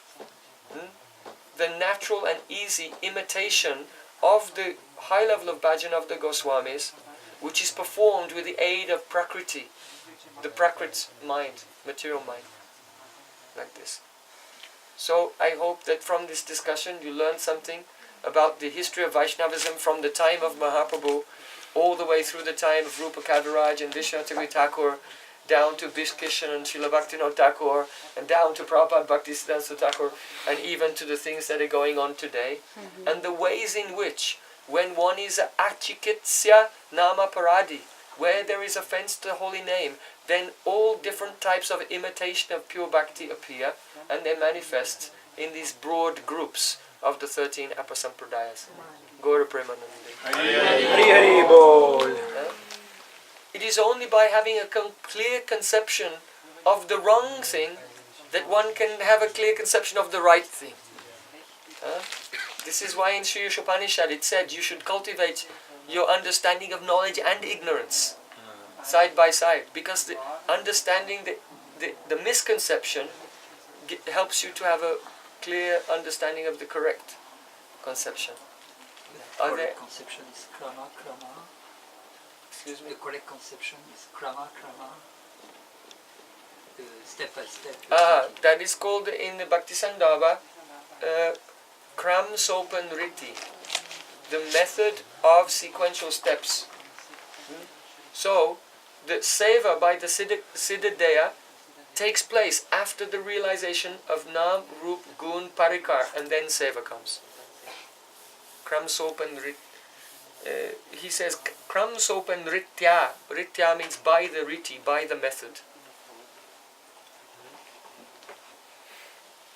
So, Atashi Krishna Namadi Nabhavat Gramindriyai Sevan Mukhi Jivado Swayam Eva Sparatyuda. Krishna's Nam Rup Guna Lila cannot be conceived of with the physical senses. But when one becomes Sevan Mukh, when one gives up the 10 types of mentality, which are 10 different types of envy of Krishna. The 10 nama-aparadhas are 10 types of envy of Krishna actually. So when one gives this up and becomes Sevan Mukh, then as Mahaprabhu said, Niraparad Nam Laile Pai Premadan. You just have to chant without offense and you will get Prem. It's not complicated. One may say, well, what about all the details? Nam reveals itself in details, in a sequence. Tannama Rupa Charitadi Sukirtananu Smrityo Kramena Rasana Manasi Niyoja. Then Tishtan Brajay Tadanuragi Jananugami. Kalamna ed Akilam Ityupadesha Saram. So when you take shelter of the spurti, Swayameva Spuratyuda, of the various stages, this is real bhajan. And when you try to preempt, when those stages are not coming, but you try to force them to take place by the use of the prakrit mind and buddhi, then that is pautalikata or prakrita sahaja bhav. So the real question that we need to know is how can we have the experience that the beej of Nam will sprout. Tabu jani aparade tohita parchu Krishna nama bija tarina karayan ko. Mahaprabhu said, if the Nam is not sprouting and these stages are not coming, it's because offense is there. So Srimad Bhagavatam tells us how to become free from those offenses. Nashta praeshu abhadreshu nityam bhagavata sevaya. By serving the devotee Bhagavat and hearing the Katar of Bhagavat together, these diminish our tendency to commit aparadha. And when it's not gone completely but almost gone, then Nishta comes. And then after Nishta, realize that in the stage of Nishta, Krishna's form and qualities appear. In the stage of Ruchi, his parikas appear. And then in the stage of Asakti, your own Siddhadeya will appear. And then you can enter the Lila. So this is the process. But now people, without serving the book Bhagavatam, I know so many persons, they're meditating on Siddhadeya. If I ask them, tell me one verse of Yugal Geet, they don't know. Tell me one verse of Brahmar Geet, they have not taken shelter of Bhagavatam. And they're not serving the Bhakta Bhagavats also. And so being in the stage of Anartha Nivriti, not following this process, they try to do smaran with a contaminated mind, even their anarthas will not go. Because they're committing so many nama-aparadhas. And the first nama-aparadha they commit, tadatavado harinam nikalpanam. They think that the glories of the name is a seed and sprouts and reveals itself. In their heart they think that this is an exaggeration. They think without their very complicated smaran techniques that the name cannot reveal these things. But Shastra says name reveals these things. And therefore, tadatavado harinam nikalpanam, they think that the glories of the name, spoken by those who preach the glories of the name, are exaggeration. Literally, they go to people and say, unless you know all these complicated details and techniques, you cannot chant purely. You cannot realize anything. Without this, you cannot begin Raganuga Bhakti. So this is nama-aparadha. Any other question? So if we want the seed to sprout, try to sit in one place and chant 64 rounds without moving every day. After some time it will sprout. But if we are not really dedicated in our Nam Sankirtan and Nam Japa, then we cannot expect anything to happen. So then we have to invent a new way and become Ativari, Aubao, Garanga, Nagari, Kartabate. Yes, question? Yes, Prabhu. It's a doubt I have. You explained the glories of the holy name, and there are also the 10 offenses. So the last offense is having heard so much and not being able to give up the conception of I and mine. And I realize it as a kind of a mean thing, because you're sitting in the Bhagavatam class and everything is nice, one can understand a little bit at least, and then you chant and maybe it's also good, but then you go on in your normal life and you have to go back in this conception of I and mine, and you're getting in that, so it's kind of impossibility. Don't worry about this. You will have a conception of I and mine related to the sadhak form. Right? So it means that when you chant Harinam, you give it up. And then when you're not chanting, you accept your worldly identity and act according to that worldly identity, but do it from the position of a Shakshi, of a witness. You see? You can think, I am the father of this person, I am the husband of this person, I am the mother of this person. So, you can do all the duties related to your worldly connections, but being situated as Shakshi. Shakshi means that because your chitta is clean and pure, you see, my body and mind are doing these things. Krishna said in chapter 5 of Bhagavad Gita, Naiva kinchit karomiti, that the person whose consciousness is pure, while they're standing, sitting, walking, talking, eating, opening and closing their eyes, they know that the senses of the body engage with their objects, but I myself are doing nothing. So shakshitva, witnesshood. You are watching your body do this, and you are watching your mind do all of these things. And so, pure bhakti doesn't have to be free from karma. You see, it's a karma to do your duty, take care of your family or your job or whatever it is. Pure bhakti doesn't have to be free from karma. Pure bhakti has to be jnana kama anavrita, not covered by karma. It has to be free from worldly desires. But it doesn't have to be free from karma, just not covered by karma. So Rupa Goswami said, Anyabilasta shunyam, shunya, devoid of any desire. But he didn't say jnana kamadi shunya. Because there's certain karmas you cannot live without. You have to go to the toilet. You have to clean your house. There's things that you have to do just to keep the sadhak form together. Right? So, and perhaps if you're married, you have some duties or something. So you can do these things, but do them with a pure heart and be situated in Shakshitva. Karma only covers bhakti when you think, if I do this very well, my bhakti will improve. Or if I don't do it very well, my bhakti will be, it will be detrimental for bhakti.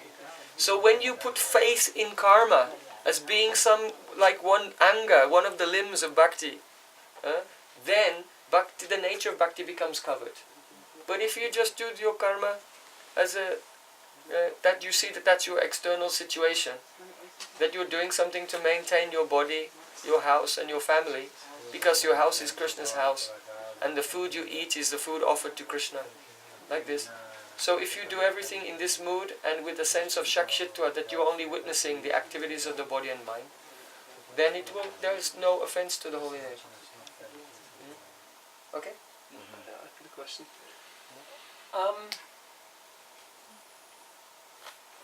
When Prabhupada actually came and did his mission in the West, he realized that the Western people, and also some Indian people, may not be capable of chanting 64 rounds. Yes. So you were saying that, yes, go ahead and chant, and Prabhupada actually gave the blessing, do 16.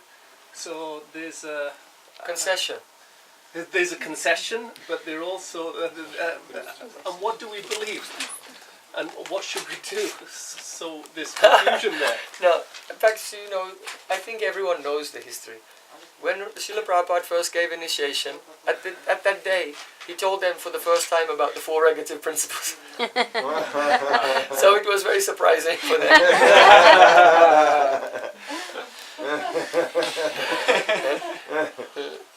I heard that those first initiates, after the initiation, they went to the coffee shop and they're all talking to each other. Did you see that list of things we have to do? So, and he also told them to chant 60. To chant after 60. the initiation. After the initiation, yeah. He posted. Oh yeah, after the initiation, he put the sign up saying that what they have to do. All So, initiated devotees must follow. yeah. So, and he told them they have to chant 64 rounds. This is what he said. But then after some time they came back and said, really we can't do that. He said, okay, do 32. And after some time they came back, we can't do that either. Then he said, okay, 16 but not less than 16. And try to increase. So, in the beginning it's very difficult. It's practically impossible. Indriyanam icharatam yanna vodnu vidhiyate tasya harati pragyam vayonavami vasi. Krishna said in Bhagavad Gita, even one of the senses which meditates on its object can carry away your intelligence like a boat is blown away on the ocean. So, what happens is, when a person first comes to Krishna consciousness, their mind is completely attached to sense objects. So they sit down and they begin to chant, and then after a few minutes their mind gets in contact with the sense object, and then the wind blows away their intelligence, and they just get up, stop chanting, and go somewhere else. Like this. And they do that for like the first 20 years. So then if they have really good association, they think, oh, maybe I should sit down and chant, like seriously make an effort to take shelter of the holy name, instead of having my intelligence blown away every day by the attachment to sense objects. Like this. Then slowly. And then they increase. So the Kanishta Adhikari doesn't take Nam Japa seriously. So what they should do is they should chant a minimum amount every day and try to do service. Because by doing service they'll get the blessings of their Guru and Vaishnavas, and gradually their intelligence will become fixed and established. And at the same time, as they're doing that, they become an instrument for the pure devotees to reach out to the souls of this world and also bring them into the loving family of Chaitanya Mahaprabhu. So everyone chant, try to do your best every day, something, and then when you're not chanting, do a lot of service. And then one will progress gradually. Yes, Prabhu. You said that worshipping Bhagavatam in some way means to learn verses of the Bhagavatam, these slokas.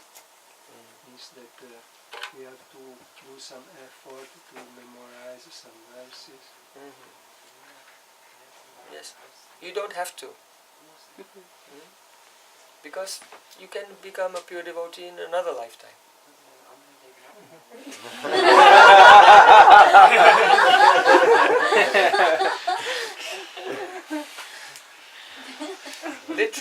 Literally, Rupa Goswami said in Bhakti Rasamrita Sindhu, who has adhikar for bhakti rasa? He said, those who have the samskars, the impressions of Bhagavatam from the previous life. So, in this life, try to make your sanskar. This is why we're writing the verses on the board and telling everyone, learn, learn, learn. Because we make the sanskar of Srimad Bhagavatam, you yourself will relish. It may be that you have a sanskar from last life, so you find it very easy. Otherwise, if it's not easy, perhaps the sanskar is a bit less from before, but you can make it stronger now. And in your next life, then you may be born at the time of Ananda-Dham Thakur or Rupa Goswami. What's the harm? And you already from your childhood you'll know so many slokas because you learned them in this life. And then you can be in Kirtan with Ananda-Dham Thakur and sit down with Srinivasacharya and hear Bhagavatam. Well, what's the problem? Few lifetimes. Especially if they're like that, it's very good. Mama Jamani Jamani Shri Bhavatat Bhakti Mahaprabhu said, I don't care, let me take birth again and again. I just want to be in this flow of bhakti. So, in the end of Srimad Bhagavatam it says, Srimad Bhagavatam Puranam Amalam Yad Vaishnavanam Priyam Yasmin Paraham Samekalam Amalam Param Tatra Jnana Bhakti Saitam Naiskam Maviskritam Tatshinvan Supatan Vicharna Paro Bhaktya Vimuchen Naraha. This Srimad Bhagavatam is the perfect, immaculate Purana. It is very dear to the Vaishnavas. It contains knowledge which is even valuable to the Paramahamsas. It describes Naiskarmya, how to practice bhakti without any ulterior motives. And if someone, Tatshinvan, you will hear, and then you will read and recite, and then you'll do vichar, that means deliberate on the meanings. Then you will get parabhakti, transcendental bhakti.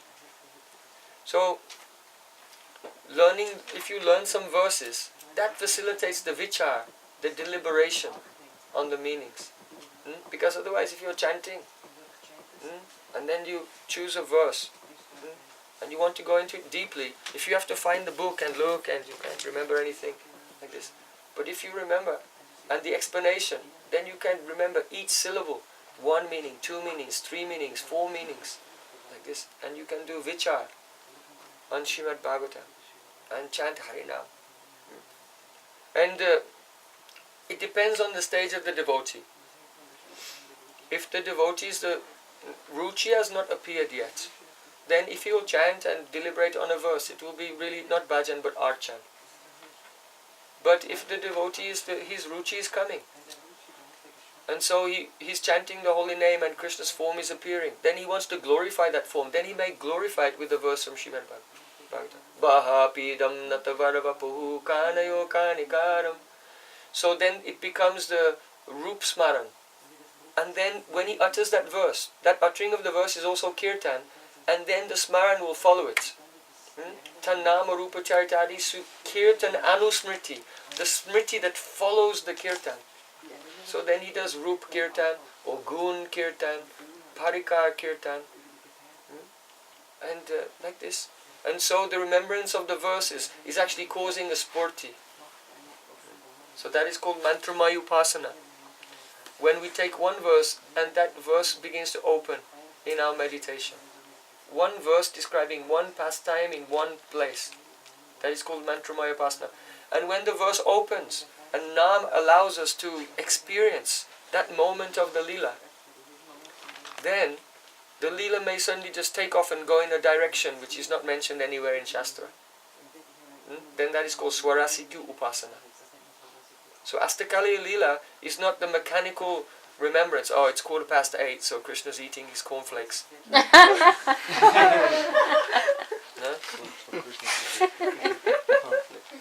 Breakfast. It's not that's not Astakaliya Leela Smaran. Saying, oh, it's this time and Krishna's doing this time. Astakaliya Leela Smaran is actually Swarasiki Upasana. So, but first one has to become adept in the internal experience of Mantramaya Upasana. One verse, one lila, one place, and it should open and be revealed. And when that becomes mature, it turns into Swarasiki Upasana. Mantramaya Upasana Paryavasam Swarasikyam Meva. In Krishna Sandarbha, Jiva Goswami said, when Mantramaya Upasana becomes mature, comes to its final stage, it turns into Swarasiki Upasana.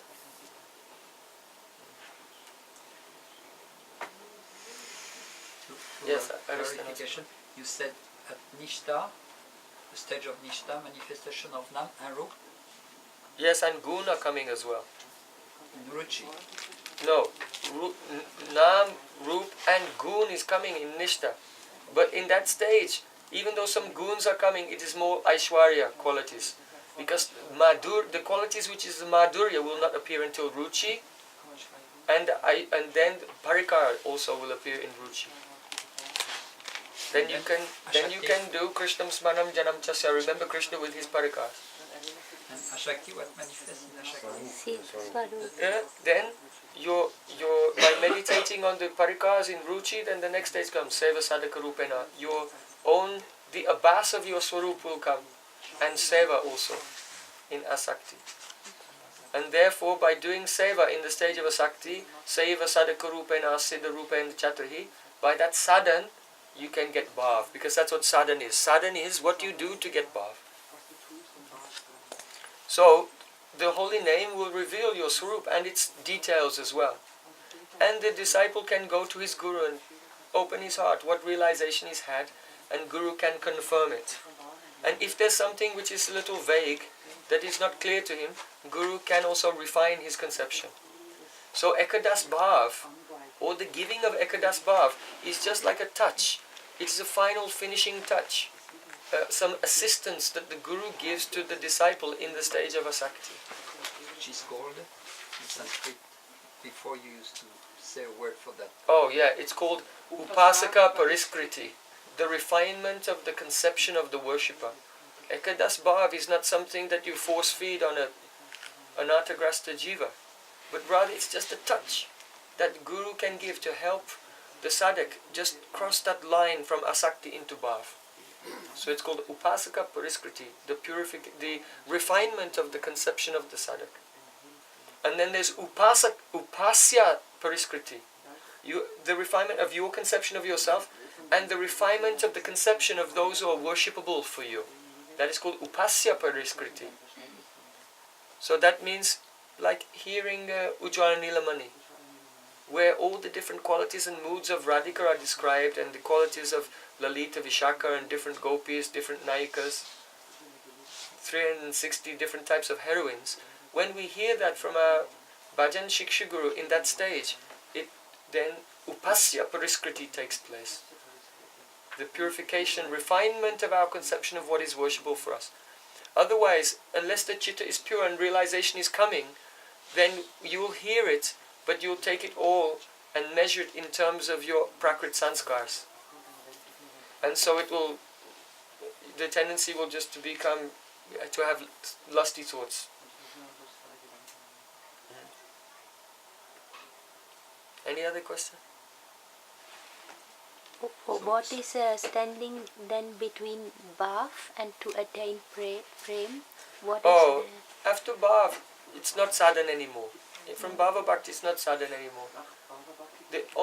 What is blocking the person to get from Bhav to Prem is a slight remnant of some offense, of some previous life even. Just a little remnant is there. And when that is cleared, only by Krishna's mercy. Sadhan brings us to Bhav, but only Kripa can bring us to Prem. Can you say some words about systematic study?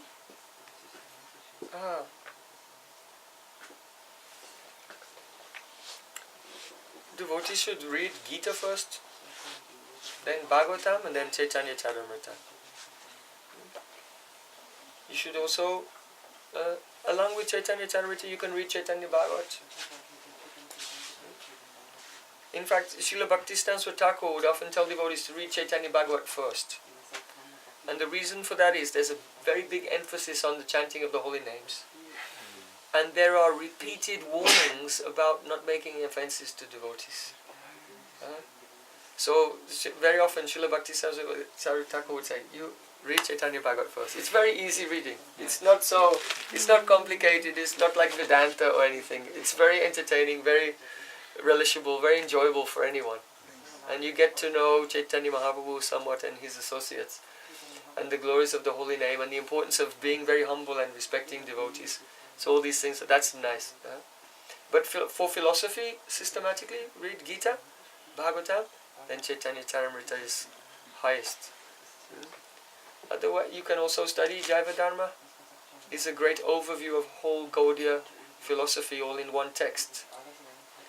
So you can make an effort in your own life to carefully go through these books along with other devotees. But to really understand them, we have to hear them from a pure Vaishnava. So the best thing to study is the thing that you are hearing right now from any pure Vaishnava. My Gurudev in one country would give class on Shikshastakam, in another country Mana Shiksha, in another country Srimad Bhagavatam, another place Chaitanya Charitamrita. So whatever he was speaking on, then I would note it down and then go to the original text and read around it as well. Because it may be that a Vaishnava is speaking, he expects you to know the basic shape and details of the Katha, and he's giving decorations to that. But there may be something that you don't know. So when you go and you fill in that, then what you have heard takes on much more meaning. So it's very important if our Guru or any pure devotee is telling us a verse, then when you study that verse, when you memorize that verse, when you chant, when you remember that verse, but you also read around it. Because context changes everything. It's the context that gives the real meaning, deep meaning. So like this. So you can have a kind of fixed syllabus. Okay, you read this book, this one and this one in a particular order. Start with Gita, Chaitanya Bhagavat, Srimad Bhagavatam. Don't start with Uttara Nilamani. Don't start with Govinda Lilamrita. Don't start with Ascharya Rasa Prabandha. Don't start with the Krishna Bhavanamrita. Don't start with Surata Katamrita. Don't start with Vilap Kusumanjali. Start Gita, Bhagavatam, Chaitanya Bhagavat, Chaitanya Charitamrita, and go through systematically.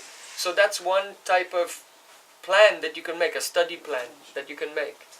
But then there's Krishna's curriculum. And Krishna's curriculum is whatever the pure Vaishnavas are speaking, when you have the fortune to associate with them, that's Krishna's plan. So follow that study plan also.